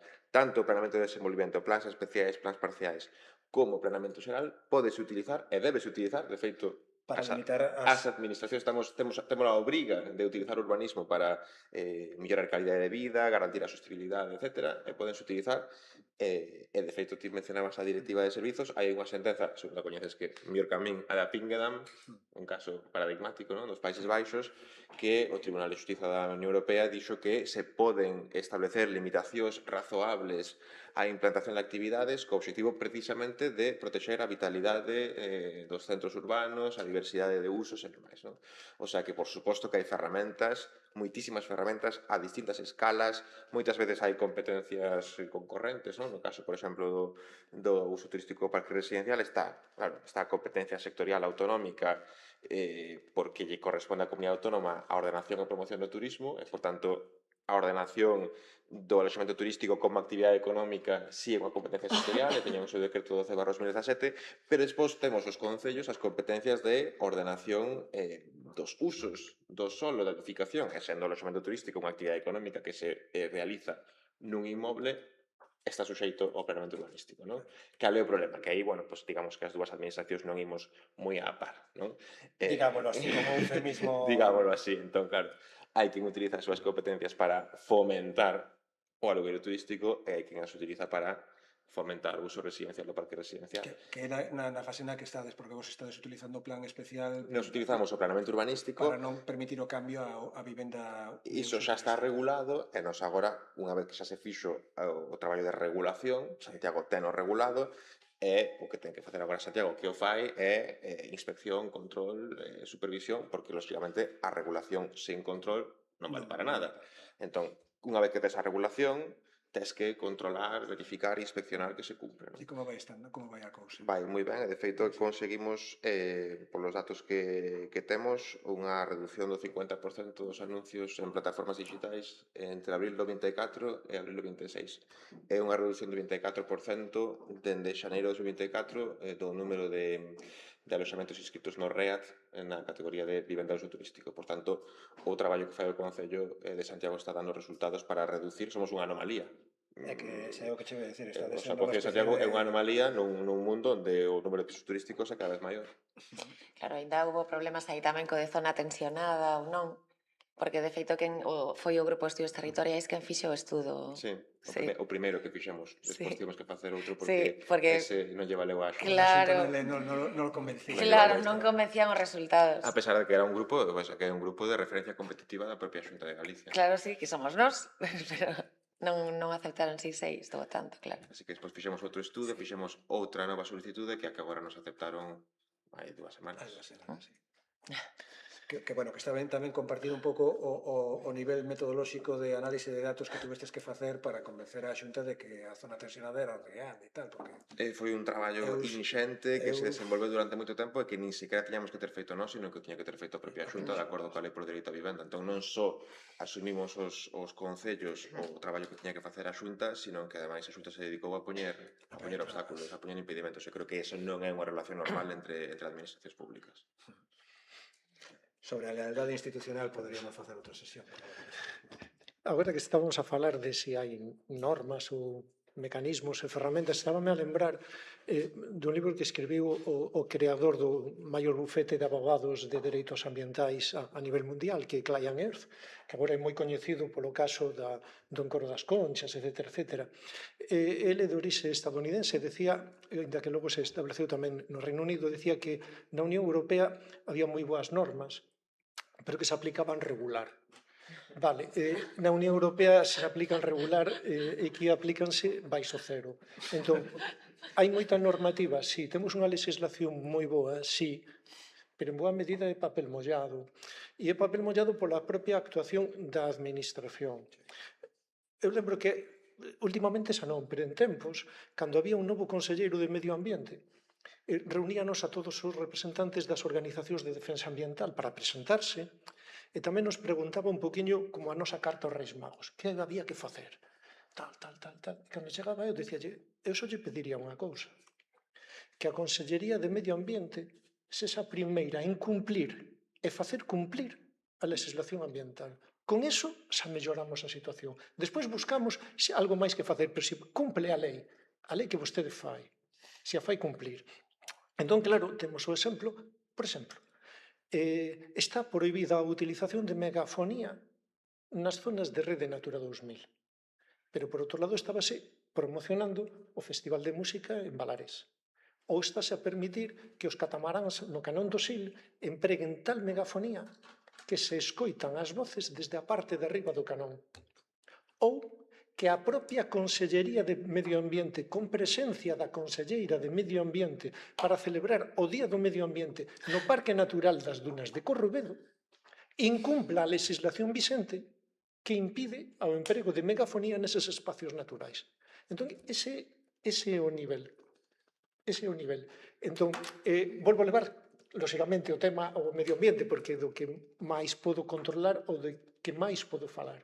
Entón, hai moita normativa que se podería aplicar, está aí, o que fai falta é o cumplimento eficaz de toda esa normativa e que haxa esa colaboración e esa coordinación tamén institucional cando hai un solapamento de competencias, pero que evidentemente hai que facer algo, pero aquí, cando hai un solapamento de competencias, un botase a culpa a outro, non este é culpa daquele, este é culpa do outro, e ao final a casa sen barrer. Entón, ferramentas hai, si, estás a aplicar, non, estás a aplicar todos os medios que hai pois, para esa sensibilización da cidadanía, que pode valer tanto para o tema dos entroidos como para o tema do problema dos incendios forestais ou o tema de como se pode comportar vostede. Porque cando se puseron de moda, empezaron tamén nas Baleares, ese de facer milladoiros, de facer montóns de pedra apilando nun espazo natural para facer figuriñas porque a alguén lle gusta, alterando a fisonomía, a estética e mesmo o hábitat de moitas especies. Faise algo e explícaselle a xente que eso está mal. Non. Entón, aí hai ese problema de comunicación. Explícaselle, hai determinadas especies de flora que non se poden arrincar porque están protegidas e hai outras que son especies invasoras que vostede non pode introducir nese espacio natural. Non. E iso ten que estar a suplir, nalgúns casos, os concellos, en outros casos, as organizacións de defensa ambiental, que somos as que temos que estar a facer o que non fai a administración. Podemos poñer un exemplo. E ides alucinar. Nos estamos a pagar aluguer ao Banco de Terras de Galicia, vale, para conservar terras propiedade da Xunta de Galicia con motivo ambiental. Estamos pagando un aluguer. Estás pagando vos. Sí. Que ratas. Estamos a custodialas, estamos a conservalas. Parcelas con valor ambiental que son propiedade da Xunta de Galicia, excedentes das masas de concentración parcelaria, pois estamos pagando aluguer todos os anos para proteger hábitats de determinadas especies ameazadas, etc. Ese é o nivel. En fin, coa intervención de Serafín xa vamos a abrir xa o coloquio, porque pouco máis se pode decir desde a mesa, non?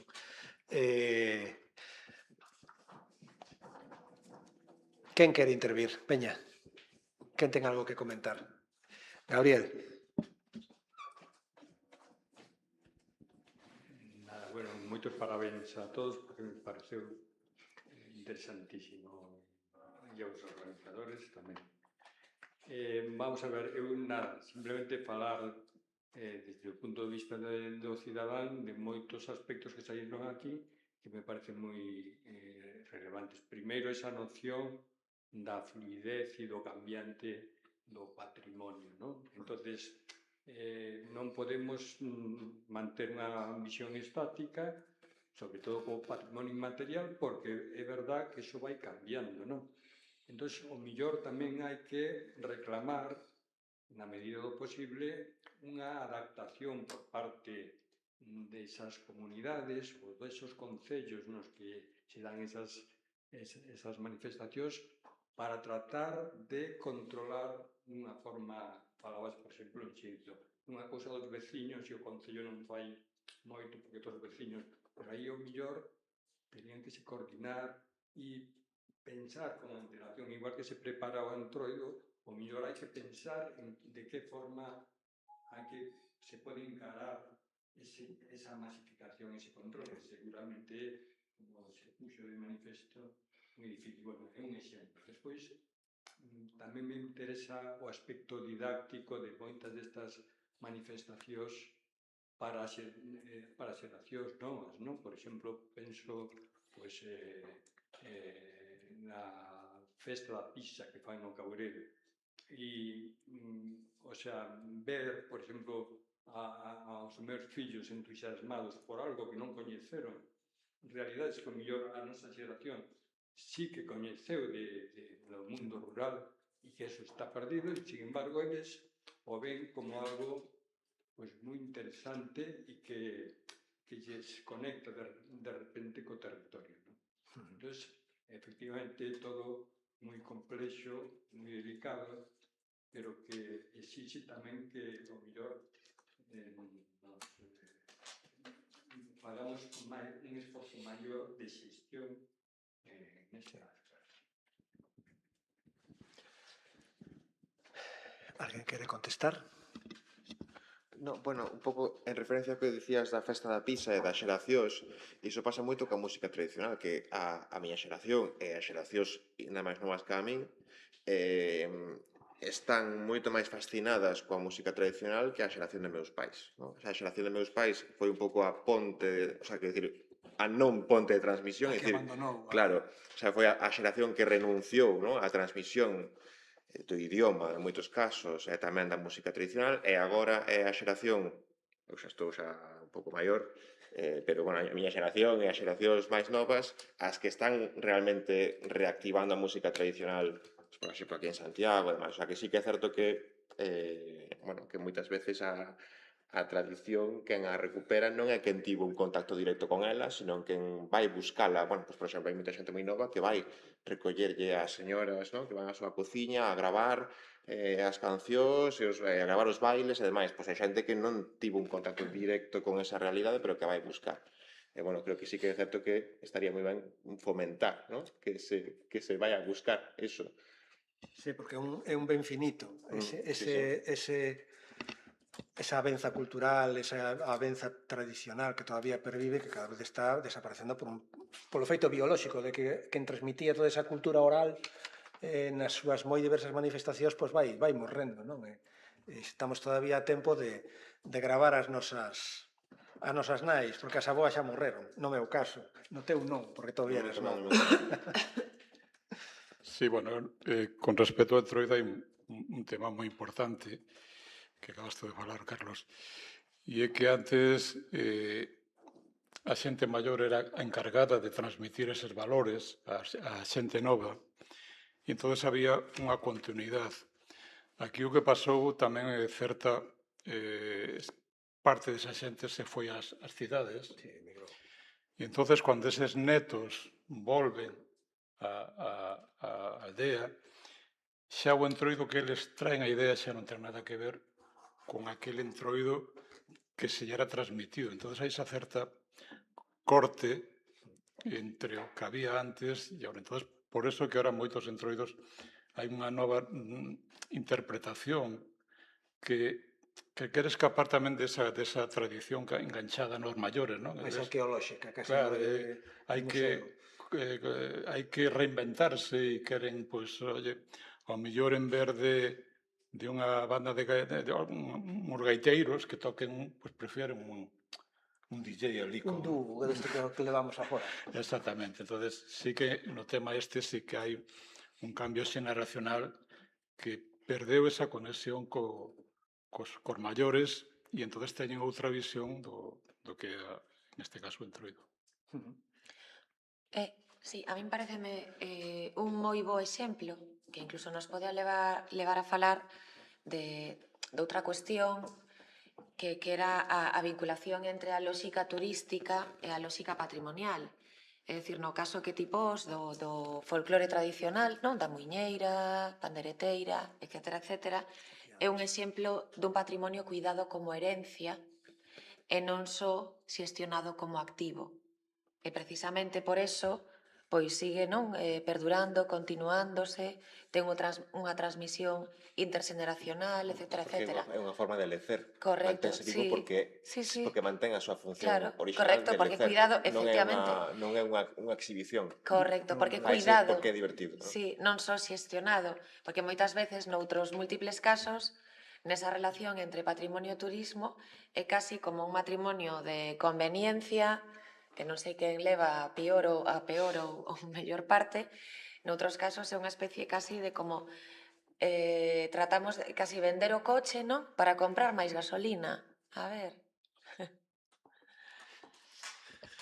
Mira, mentras falábamos de límites e demais, estábame vindo a cabeza unha frase de Ramón Margalef, un español que foi un dos pais da ecoloxía. Non?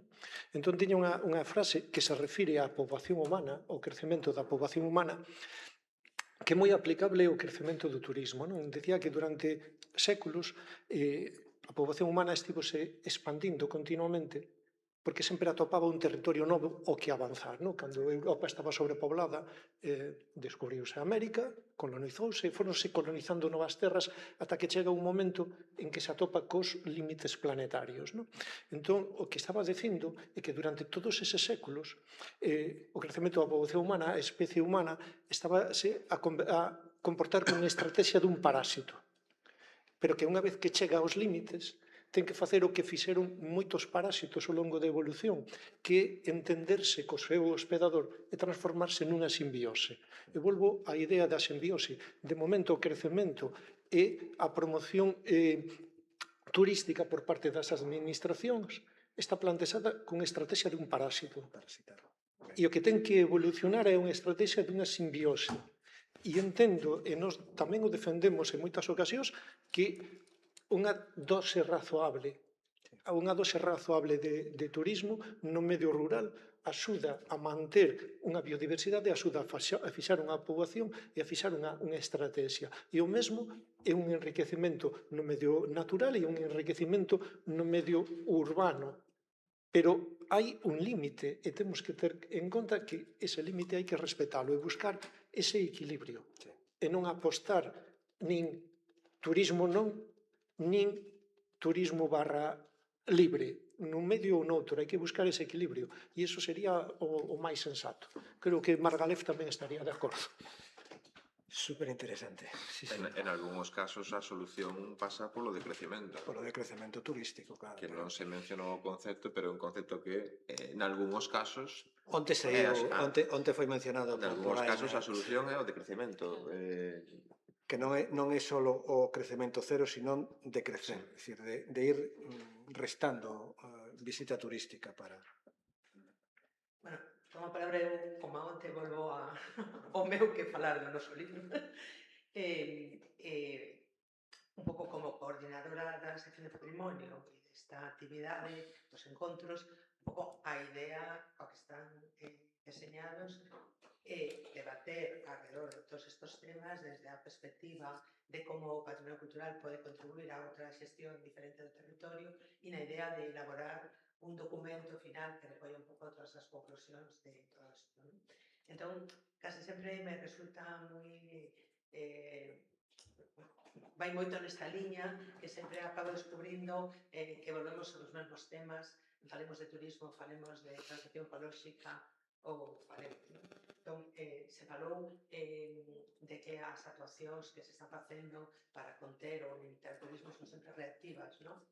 E tamén se falou de non planificación, de falta de planificación. Entón, son reactivas porque non hai planificación, porque se existise planificación non estaríamos na situación de ter que adoptar medidas reactivas, non?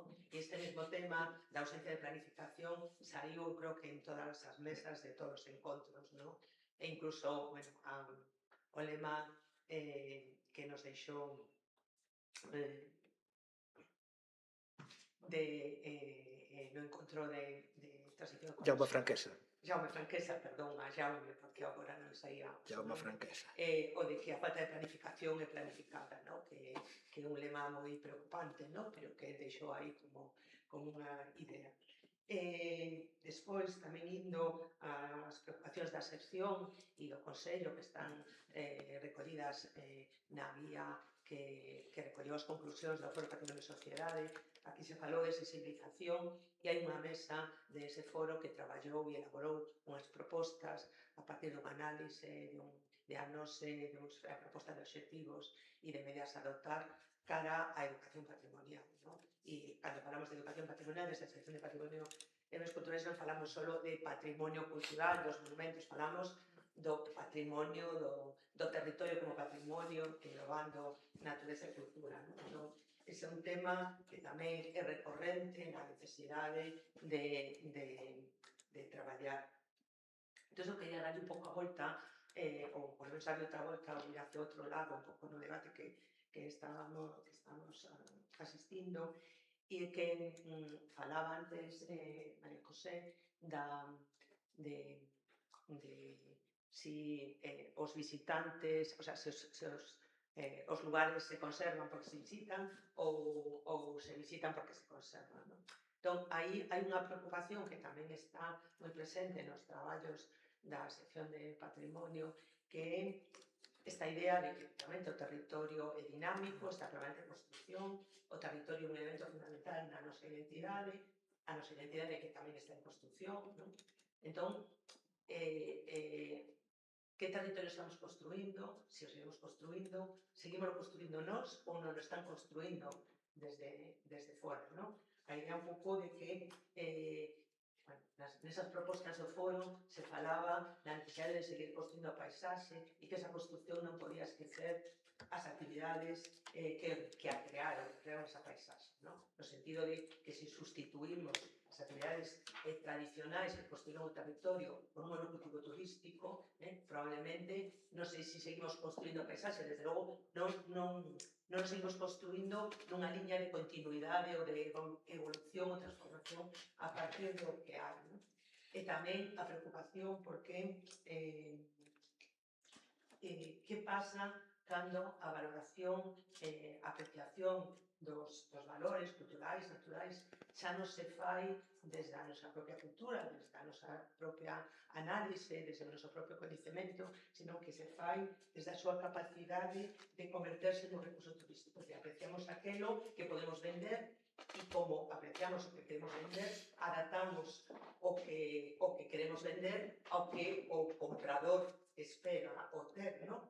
E en que medida os cambios volven a nós e nos acabamos valorando aquelo que esa conversión en produto nos fai apreciar, o sea, consideramos que esos son os valores que os turistas aprecian no noso territorio, nos nosos espazos, no noso patrimonio inmaterial, nas nosas tradicións. Eso é o que realmente ten valor, non outras cousas.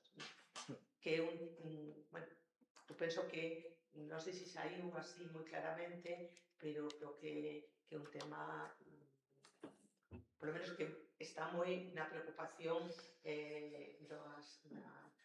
dos traballos que se fan, que temos desde a sección de patrimonio, non sei como veis.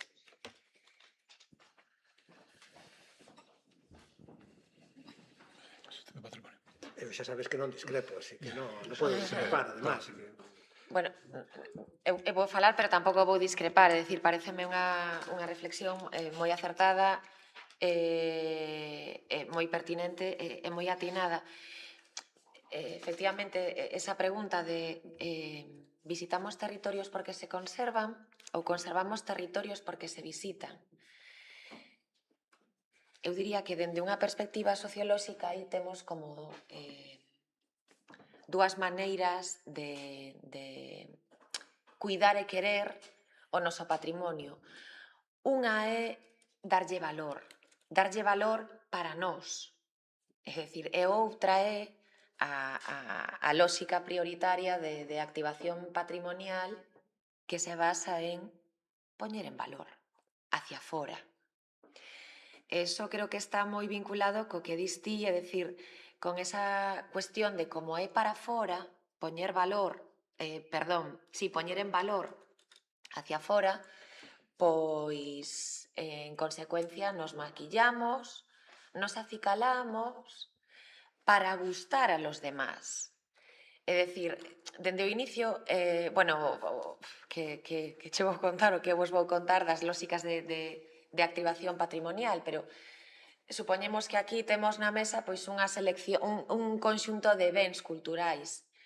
Pois nun momento determinado, alguén con poder para facelo, pois selecciona este vaso e di, pois en base ás súas cualidades, bla, bla, bla, bla, bla, bla, a partir deste momento, isto vai ser considerado patrimonio. E esta cuestión, este vaso, é agora algo, porque o patrimonio basase tamén no concepto de identidade e alteridade, que nos distingue a nós de vós, porque nós temos este vaso.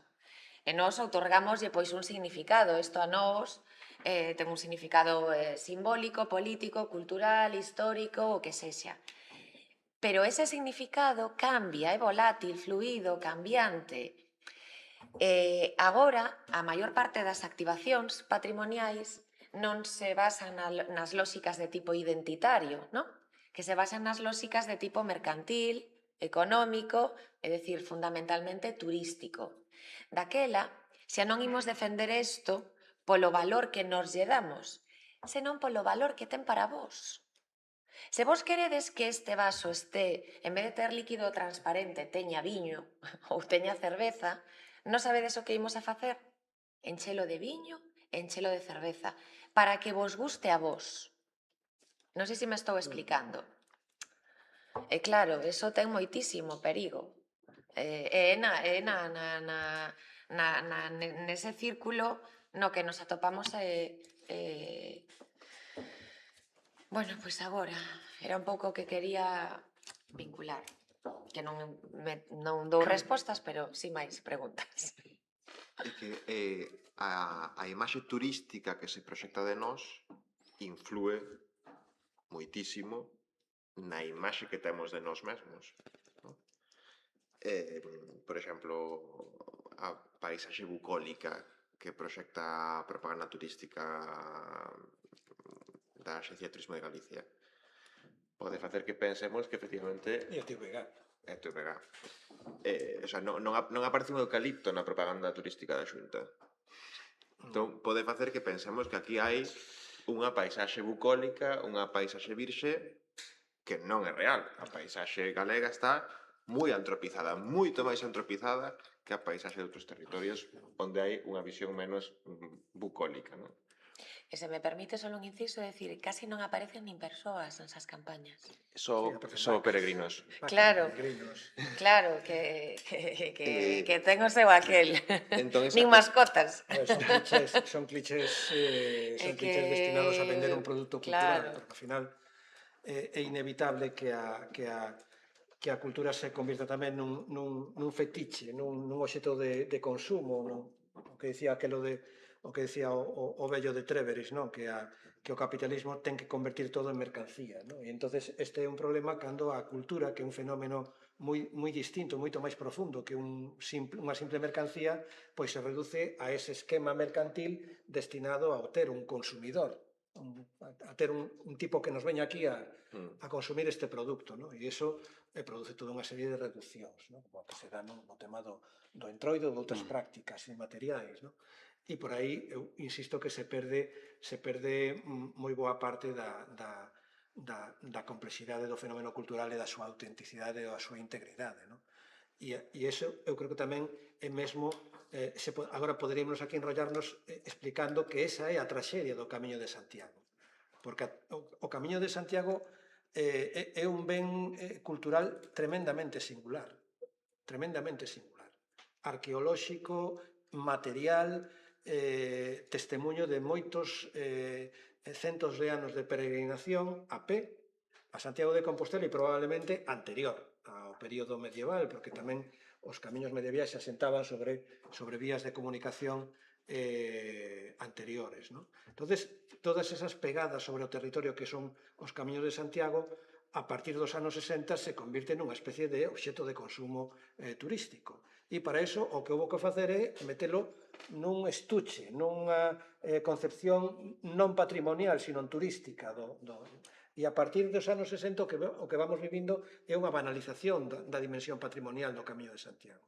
Hasta o que está hoxe convertido, non? Que é unha feira, sobre todo cando chegan aquí os peligrins ao kilómetro Porque a cero. imaxe turística é sempre simplificadora. Por iso é perigoso que nos vexamos a nos mesmos a través da imaxe turística, porque nos imos ver a nos mesmos non a través da complexidade da realidade, sino a través da simplificación. A través desa simplificación que é como é reductor. Igual que os supermercados desbotan a froita fea, pois tamén a propaganda turística desbota os elementos os elementos, as complexidades, os elementos problemáticos das cidades e dos territorios. Por exemplo, cando se fixo o Mundial do 78 en Buenos Aires, a ditadura argentina construiu un muro para tapar un asentamento informal para que as persoas que chegaban dentro do aeroporto internacional de Ceiza ao centro da cidade non visen ese asentamento informal, non? E dende entón, ese asentamento informal que ainda existe chamase Ciudad Oculta. Sí. Entón, ese foi unha operación de maquillaxe turística. A ditadura argentina non quería que a xente que viña de fora ao Mundial vise a realidade da segregación e da desigualdade. Entón, foron pioneiros nunha cousa que agora se fai en moitos sitios, que os territorios tenden a ocultar as súas, as cousas que non queren que se vexan fora, e por iso digo que a visión do turista é sempre unha visión moi simplificada, é moi parcial, é moi limitada. Por iso é moi importante que nós nunca nos percibamos a nos mesmos a través da imaxe que se produce para o mercado turístico, porque sempre é simplificadora e sempre reduce. Claro, pero non podemos olvidar que, é dicir, os turistas e as turistas tamén somos nós. É dicir, non é de os turistas... Quero dicir... Que nós tamén somos turistas. Nós somos persoas e, como tal, pois viaxamos, porque eu, no meu caso, non creo na distinción que a mí me parece tremendamente elitista de eu son viaxeiro ou viaxeira e non son turista, ou, bueno... E a todo isto iba a decir unha cousa e acábaseme de ir para ahora. Recordarei na hora. Bueno, eu simplemente estou totalmente de acordo con Teresa, que fala da educación do patrimonio. Tanto cuando falamos de educación de comportamento como cuando falamos de educación de cultura.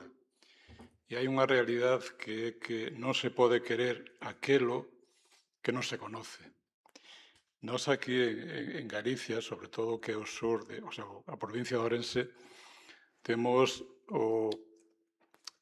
a extensión de entroidos máis grande do mundo. Non se dá en outro sitio no mundo. A xente alucina que na provincia de Ourense teñamos unha concentración tan grande de entroidos e tan diferentes. Tú colles un boteiro, ao lado está Laza e non se parecen nada. Logo ves a Xinzo, nada.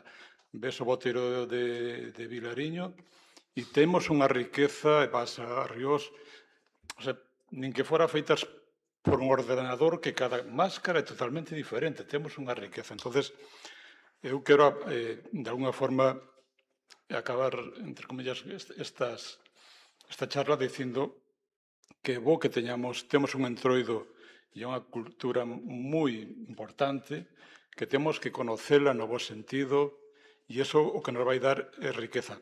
Tanto Serafín como María José falaban que a veces poñer límites non é tan malo, é dicir, ordenar un poquinho as cousas, ao final o que tes mellorar as cousas. E iso pode facilitar que a xente, cando vai a un sitio, coñezca as cousas e cando as coñeces tamén as queres. É un poquinho a miña... Quería facer, non sei, se non entendí mal, unha frase era falta de planificación planificada, non? Planificada, esa é o... Sí, lema que nos deixou Xaume. claro, pero non sei por que temos que recurrir ao lema de Jaume, se temos unha expresión moi galega. Sí, pois. Home, ti vai facendo. Ti vai facendo. Que normalmente é ti vai desfacendo. Vai improvisando que malo será. Que ti vai facendo, non? E despois, pero, desde logo, desde o punto de vista do patrimonio natural, visítanse os territorios porque están protegidos ou porque están conservados. Ata agora. O caso é que moitas veces a visita provoca logo a súa destrucción. Pero eu non coñezo a ninguén que teña visto, que teña habido de turismo a Galicia para visitar os nosos eucaliptais. Non coñezo a ninguén. Algún australiano pode ser. Non coñezo a ninguén. Entón, visítase as zonas que están conservadas, porque houve tanta proliferación de construcións turísticas na beira-mar despois do Prestige, porque esas imaxes deron a coñecer boa parte da beira-mar a outra xente e dixeron, pois aquilo ainda está bastante ben, imos construir. E despois da marea negra veu a marea gris do cemento. Entón, pero por que viñeron? Porque o viron que estaba ben conservado. O caso é que, ao vir de un xeito incontrolado, non planificado, provocaron a destrucción e mataron ou están a matar a galiña dos ovos de ouro, non? Entón, eu creo que ese é o problema e hai que buscar a cuestión. E, efectivamente, eu volvo outra vez con un exemplo que vos pusestes, volvo outra vez á educación e a sensibilización. Cando decides, a Xunta de Galicia agocha os eucaliptais e non se ve unha foto dun eucalipto nunha propaganda, nunha foto. E ves unhas fotos. E probablemente moita xente en esas fotos o que vexa é moito verde. E o que vexo son as sinais, as feridas do lume de hai 5 anos, de hai 15 anos, de hai 20 anos. Porque en moitas desas fotos publicitarias o que se está a mirar nesa paisaxe que eles presentan como verde, o que se está a ver é unha pegada e unhas feridas previas. Eu sei recoñecer esa pegada e moita xente non é capaz de detectalo. Se soubera detectar, probablemente tería outro punto de vista, ou ao millor, pois a Xunta de Galicia maquillaba esa foto, cambiaba o encuadre e quedaba só coa zona O que non ardeu.